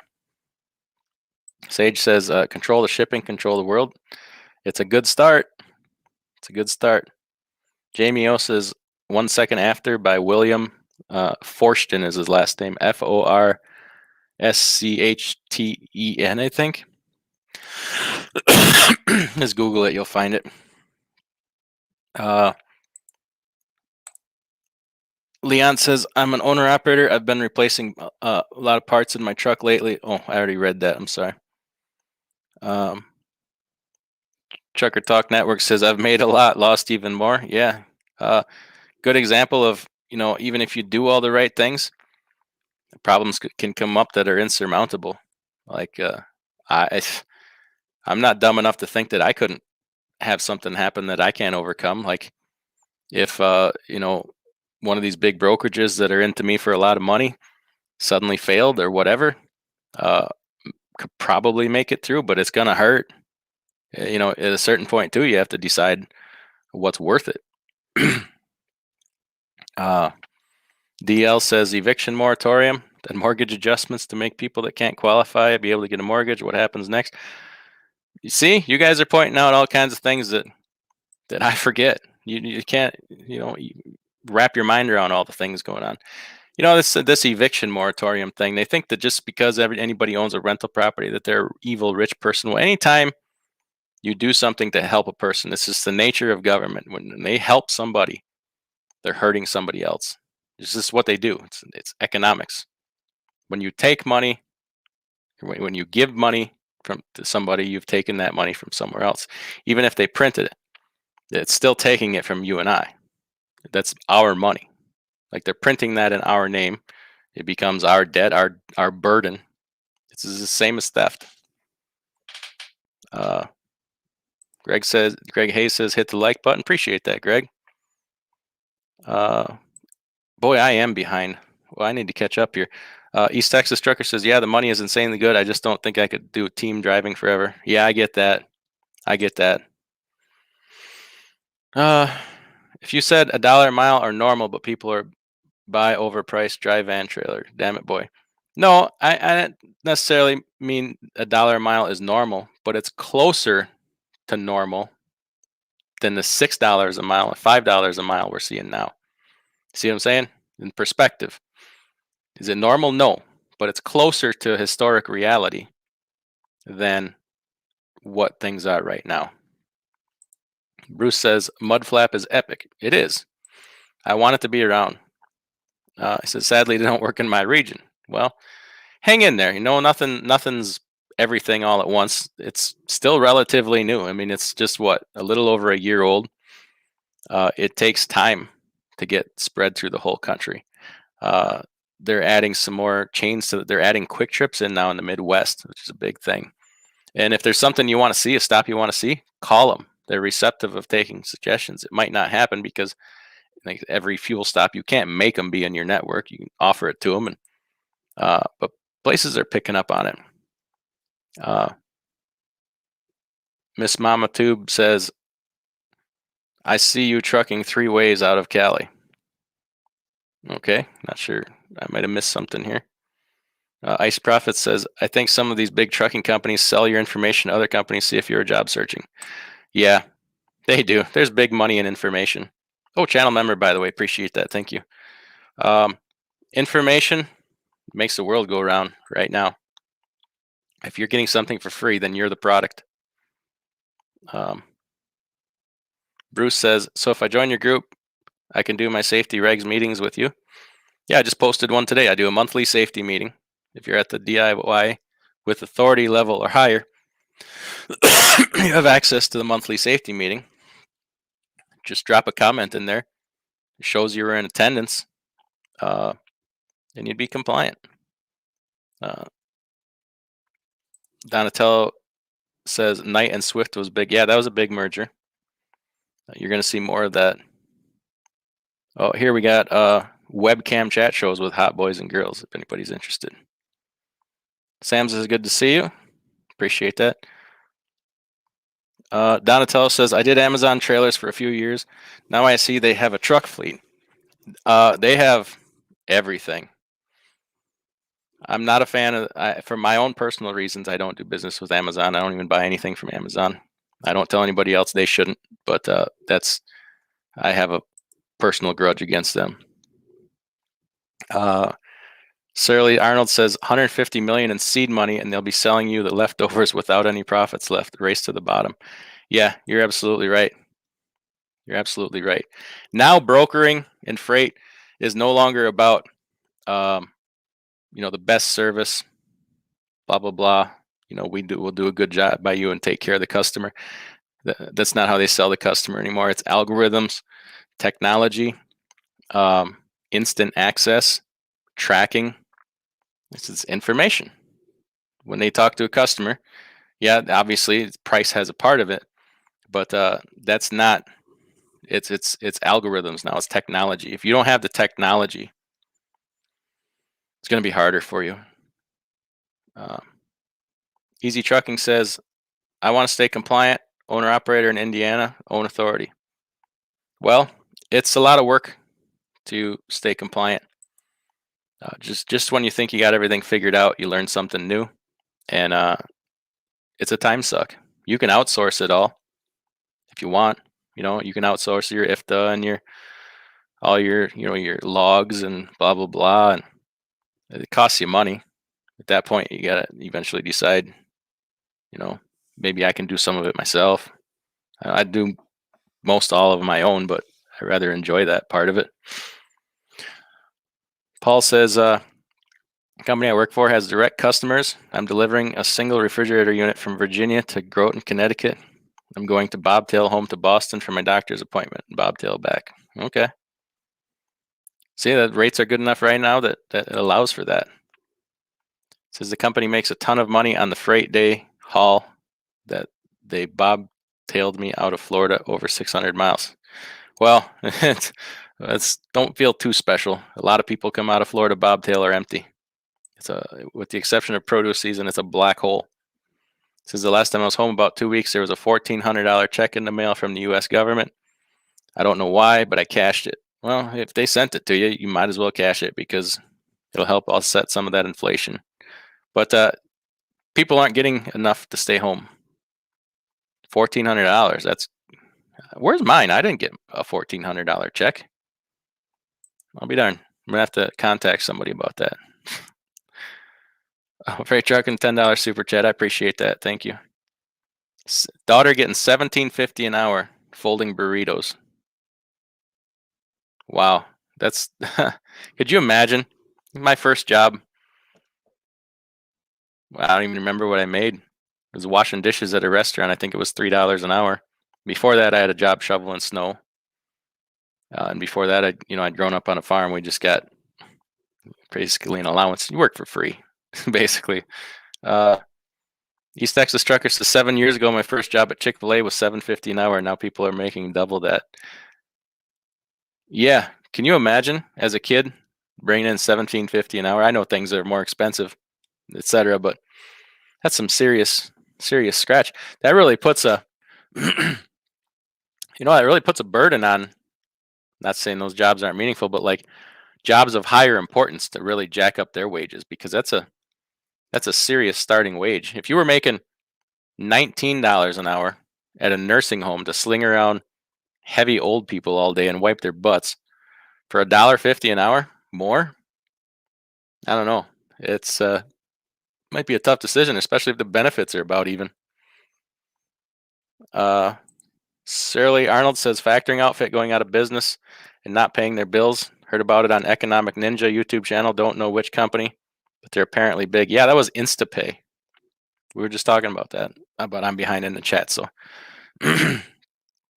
Alonzo says we spoke briefly about tire discounts. Do you have to sign up for something like OIDA? Is there different opinions or options?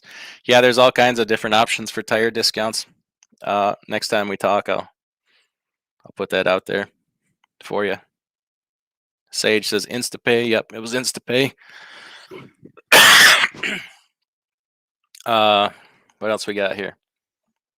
Ben Sharkin says a friend has a brick and mortar business. Applicants are asking him to be paid in cash so they can keep their unemployment. Yeah, exactly. But it's unemployment's not a problem, right? Also, so I one of the customers I haul for, they say that their employees they have to change the way they're paying people, because when they would give out paychecks on Friday, the people wouldn't come back Monday. And then the employees wanted to go, no, I'm sorry, they couldn't put the paychecks out on Friday before noon because people wouldn't come back after their lunch break to finish the day. And then he said they thought about moving payday to Monday so that it's not before a weekend, so encourage people to come back to work. And then the employees started barking that they wanted to get paid at the end of every day. So that's absolutely ridiculous. Like they have no respect or appreciation for what it costs to run payroll, number one. And number two, why? What the hell does it matter? Like it's not a small task to run a payroll for 200-300 people. And why do you need your money that quick? It's not a good sign. And the workers are in such a position of power that they almost have to do whatever they want, or they just don't come to work. That's not the way an employee-employer relationship should work. Like, you got to be reasonable. It's not reasonable to expect to get paid at the end of every day. Paul says, right on, most have forgotten how to have a civil conversation. You're right, man. There's no conversations anymore. We just yell at you just yell at each other. RN says, yeah, the issue with that agreement is people don't always understand the tax implications. He's talking about 1099. Yeah, I agree. But if you don't educate yourself, number one, that's your fault. Number two, maybe the consequences that encourage people to learn about the tax code, and then maybe they'd finally do something about it. Paul says, getting my own authority soon. Does FMCSA other filings prorate to the rest of the year for filing? No, they do not. Like your permits and such, you're going to pay for a whole year. UCR, IRP, your IRP, if you started it now, September, October, it would just renew next September, October. You just have, it would adjust your statement dates, for lack of a better term, whatever it's called, period. RN says people can quit, but they don't find out they're getting screwed after taxes the following year, assuming they do their taxes on time. So now well, people need to start taking charge of their own situations and learning about things for themselves instead of just not if people were more involved in things like that, like this is part of how they get the people to hate rich people. Rich people take the time to educate themselves about taxes and totally take advantage of every tax benefit to them. Most people just cash their check every Friday and only know that they go to a massive tax refund at the beginning of the year. Uh, hey, it's your obligation to learn about your own situation and how things work. You could change your whole situation just by understanding taxes, but most people don't bother to care. So I understand what you're saying. There is some truth to that, but it's people have to just handle their responsibilities. It is true, but still, I'd rather see people free than nanny handling all their problems. Sage says Defense Production Act of 1950, government take over your trucking company, logistics fall under that law. Okay, I'm a little behind here. I don't know what that's in reference to. Bruce says 16 years ago, expenses weren't what they are today. I get what you're saying, but we can't control our insurance costs, fuel costs, and so on. Yeah, but nothing is what it was 16 years ago. And people all the time say, if you're referring to rates, right? Well, we're never going back to $1.50 a mile. We're never going back to that. Fuel's too high. This is too high. That's insurance is too high. This is that. It doesn't matter when it comes. So you're telling me in 2020, the middle of the shutdowns, that it didn't happen then? It did happen. If something happens and they can do it, they will. I understand. You're right. Fuel is high. This is high. That's high. Things are different. Costs are higher. I'm telling you, when it comes down to the brass tacks, they don't care. They don't care about keeping you in business. That's part of what created the situation we are in right now with rates so high. Brokers wanted to cut the rates so low last year, they drove a lot of people out of business. And then come fall, things turn around. They're popping and clicking, things are jumping, and there's no trucks to haul the freight because they put them all out of damn business. They didn't care when they were doing it to you. Now they care that we're doing it to them. But they'll do it to you again. I'm telling you straight up. It'll happen. It's cycle. These cycles happen over and over again. 2019, before 2020, rates were in the crapper because they can. If they can pay $1 a mile and somebody will take that load at $1 a mile, that's what they will pay. They don't care that your fuel is $4 a mile, or $4 a gallon, rather. It's just how it is. Do I like it? Absolutely not. I think it's a bunch of crap, but it's reality.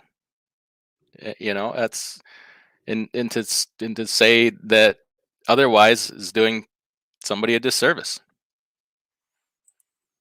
G Walker says, I think the idea was that relative to this inflated market, why would someone take $2 a mile a load and help to drive down rates prematurely? I get that. But it's theoretically it's fine, it's great. But you can't stop the next person from taking that load. And some lanes, $2 a mile is historically a good rate on. Not most lanes, but some lanes. So if you're coming out of Portland, Oregon with a dry van in off season of produce and nursery, that's a horrible place to be. If you're coming out of Miami, Florida, on an off season of produce and nursery and what have you, for $2 a mile, well done. Now, when things are hopping, yeah, you can get that, but it's perspective. It's not to say $2 a mile is always a weak rate. You got to know the lanes. Okay, so take a hard line in the sand and say I don't haul for less than this dollar amount. Well, where are you? Where are you going to? What's the season? Okay, things change constantly. This summer we were pulling huge money out of New Mexico. Well, it's produce season. When produce season is done in New Mexico, guess what? They got nothing else. Okay, and then plus, where are you going to? Are you going from New Mexico into a hot Chicago market, or are you going from New Mexico into a weak, uh, I don't know, Naples, Florida market? It's totally different. Okay, so that's why I don't like to make general statements about things like that, because there's too much you have to consider, and then people get their feelings hurt. So as much as you were talking in generalities, so am I. If we got to get into specifics, we'd have to talk about every single freight lane in every single season and market, and we can't do that. Um, I got that it jumped on me again here.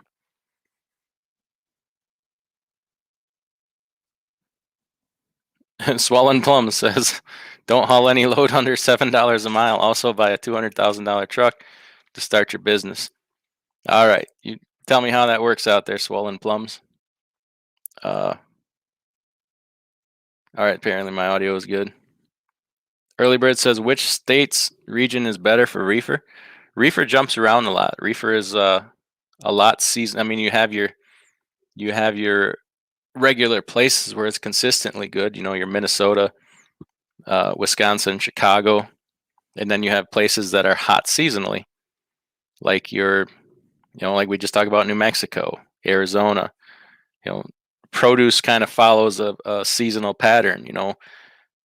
Central California, down Oxnard area, Yuma, over at Nogales, Texas, in Florida, you got your hot seasons with oranges and produce and things. With reefer, it really travels. You got to learn the seasons to follow produce. But then there's plenty of your meat, cheeses, and foods that are year round. Reefer is kind of a peculiar game like that. Your audio is good. Good deal. Oh, you could hear me answer the phone. Yeah, I screwed that up. Bench Trekking says, channel member says, Bruce, the government is hiding inflation numbers much higher than they'd like us to believe. Yeah, and that's always been the case. They've always done that. It's just sometimes, like right now, worse than others. They stopped. Remember a couple years ago, they stopped publishing the M3 money supply data. That was a dead giveaway that they're trying to hide inflation. Roger Moore, channel member, he's driving victories right now. Roby says, hello, do you think the shutdown Monday? I don't think much of it, and not participating. I think it's a waste of time, to be perfectly honest with you.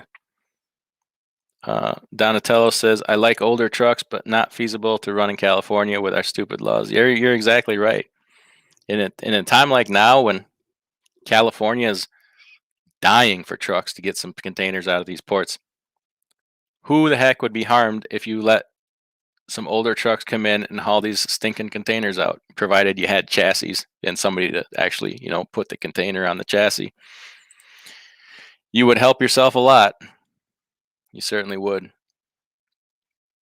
Donatello says, I'm in the process of getting a truck to run out here in California, but I also want to be able to bounce out of the state if it gets too bad. Yeah, California rates, especially for reefer, are crazy right now.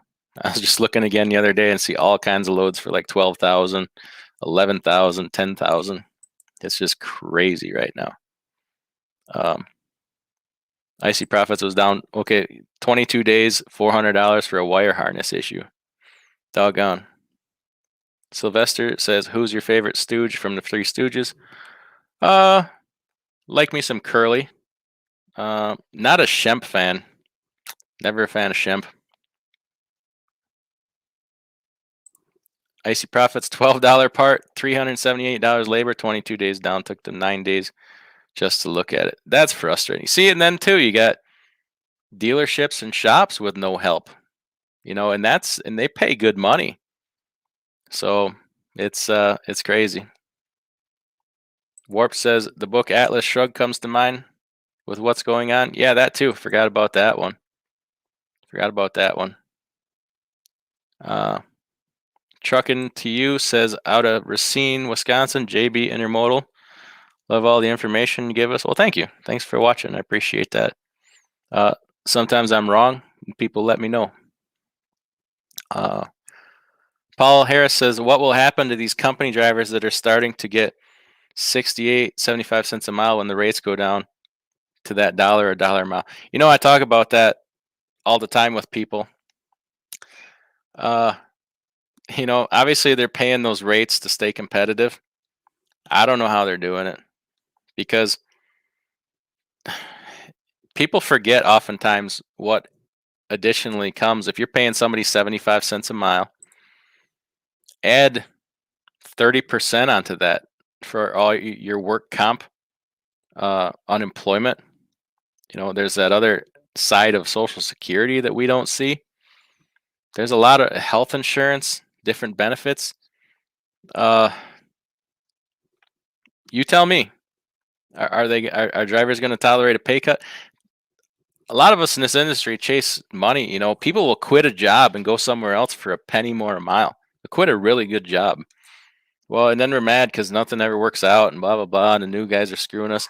If you have a good job, you got to put a price on that. Like if it's somewhere where you like the people, they like you, you're home when you want to be, put a dollar amount on that. Don't go job hopping because somebody's going to pay you 2 cents a mile more. Even maybe, if I had somewhere where I thought, I really like it here, I could work here the rest of my life. They get me home every weekend or when I want to be. I get along with my dispatcher and everybody. I don't know that I would quit and go to a different job for 10 cents a mile. Like put a price on some of these things. Besides, we all know the grass is not always greener. In fact, it usually ends up being a spot where a dog pissed. Struby says they'll be let go when freight softens. They won't have a choice. They'll have to. Yeah. Paul. Nate Swift just purchased AAA Cooper, 1.35 billion. I'm guesstimating they have 25,000 plus trucks. Forgot about that one. There's another consolidation. Roby says, how much is the fee for a delete def system? Consequences. The fee is all over the board. I've seen them as cheap as $1,500 and as expensive as about 10,000. Consequences could be tens of thousands if you get caught. Most people will go for years, maybe a whole career, probably never get caught. Some people aren't too smart about it and take all the equipment off, make it very obvious. You could have to restore that to factory, have your truck impounded. I don't know what that would cost, but it's not cheap. Donatello says $3.25 an hour is what he made when he was a kid. Yeah, that's about somewhere around where I started. Jake from State Farm says, heard anything on trucking companies mandating the vaccine? Yeah, I have an interesting thought on that I've not heard anybody else say, and I think people are missing it. They're doing that. The government is mandating the 100 employee thing. They're trying to push it through OSHA. So any company with 100 employees or more would be mandated to be vaccinated, or have a negative test every week, or the company be forced to fire you or pay a $14,000 fine. From what I understand, that's the basics of it. But remember, we're not under OSHA. Trucking is not under OSHA. So are they really required to do that? I don't believe they are. I don't believe that they'll see it that way. I believe they'll comply and say, yes, I'll make sure my employees do that. Also, OSHA has no enforcement arm. They have no way of enforcing it. But the interesting thing is they haven't had to really enforce crap so far. Companies are enforcing things on their own as if they were quasi-government or whatever. The government has been really successful at getting private companies to enforce their policies, which is anybody forget about the constitutionality of that? Like being forced to perform work without compensation because these companies are not being compensated for enforcing the government's policies. Um, pretty sure there's something in the Constitution about being, forced to work for free. But everybody forgets that.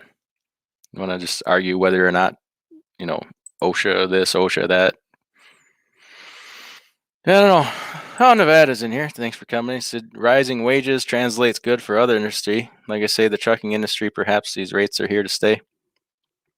That's a double-edged sword, my man. It's a double-edged sword.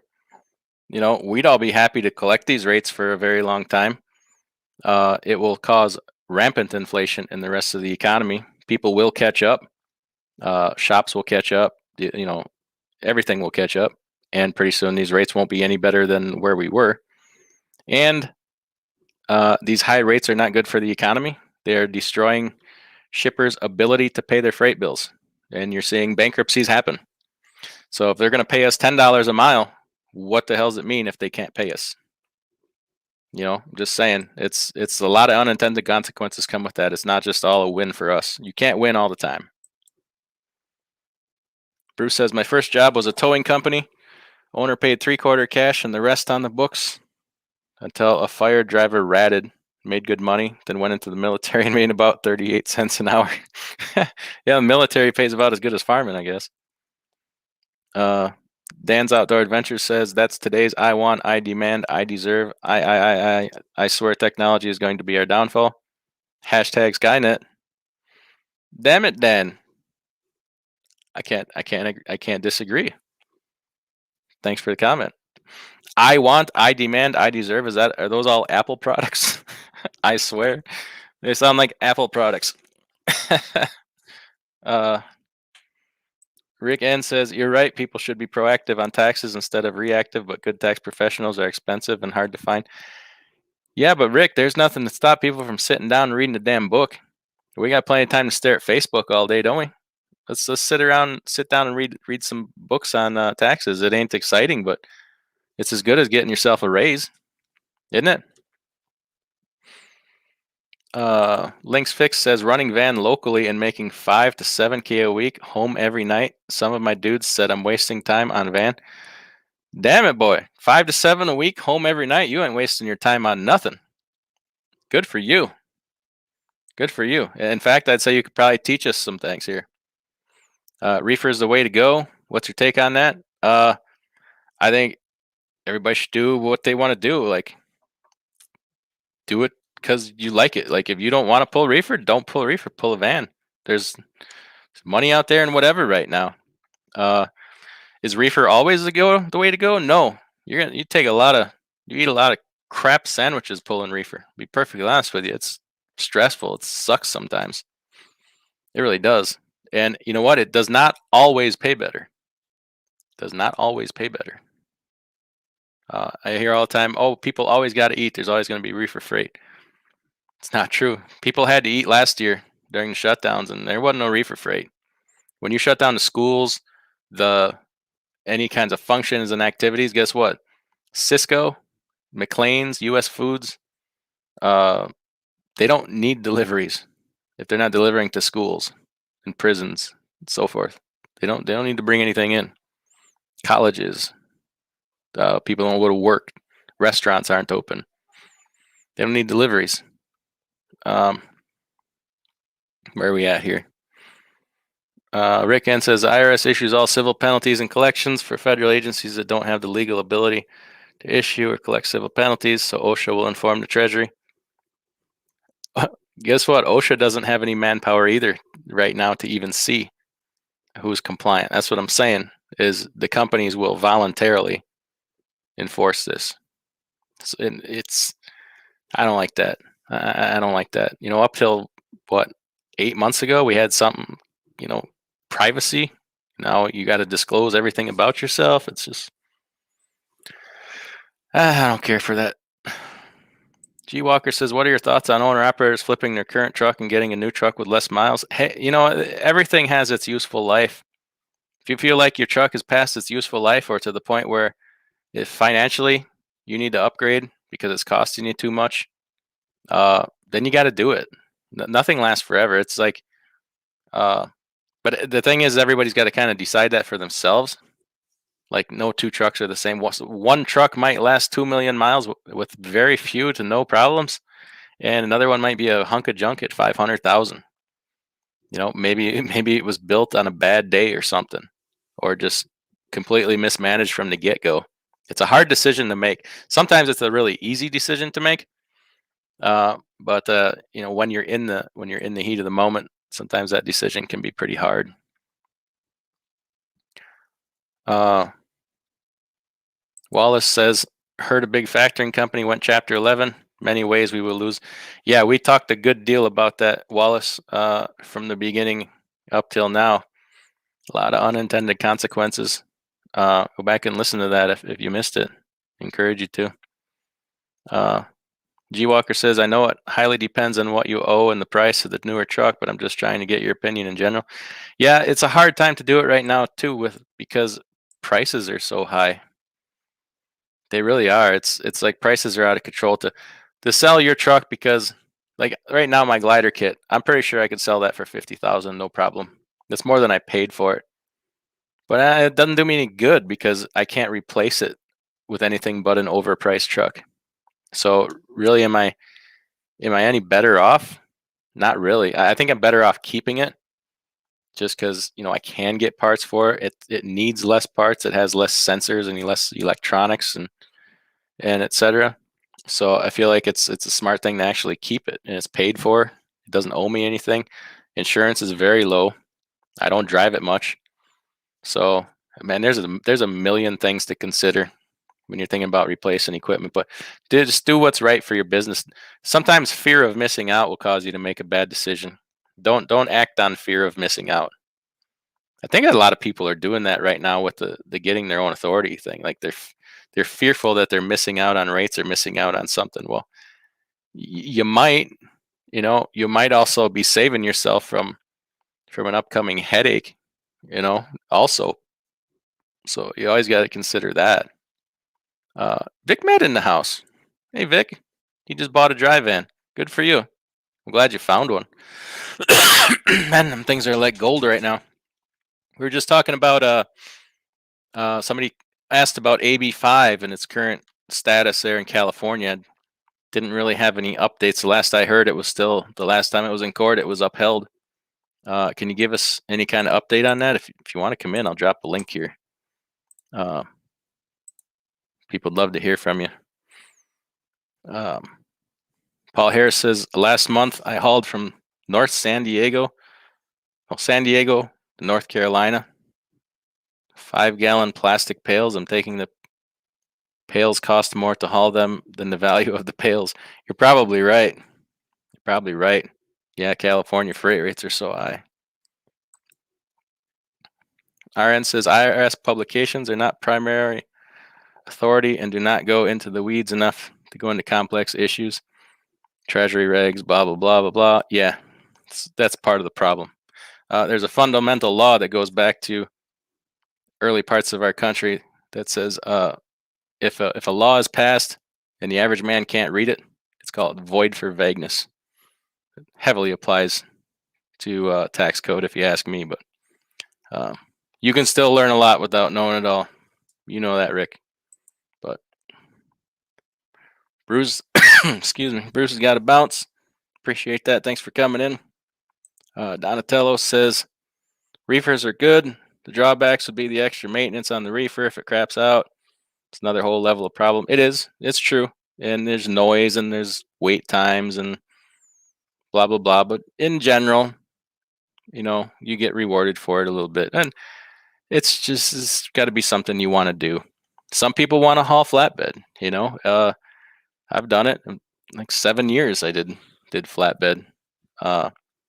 It's just what some people's nature is. I actually enjoyed. I probably won't do it again because my body's not up to snuff anymore, but had some injuries and stuff. But I rather enjoyed flatbed. Gives you something to do. Greg Hayes says there's very few trucks to try to flip into. White hot market and almost no new inventory coming into dealers. Yes, you absolutely got that right. It's a tough time to for equipment. Bench Trucking says HIPAA laws are being stomped on with the vax mandate. HIPAA laws? What HIPAA laws? We don't have. Does it even exist anymore? I'm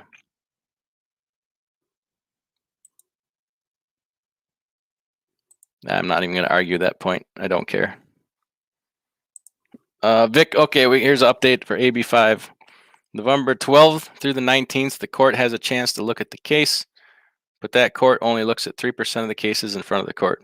Yeah, that's the last I've heard too. The last court upheld it, and now it's to Supreme Court, and I doubt that the case will even get heard. I doubt it. Vic Med says, crossing my fingers. Yeah. At a certain point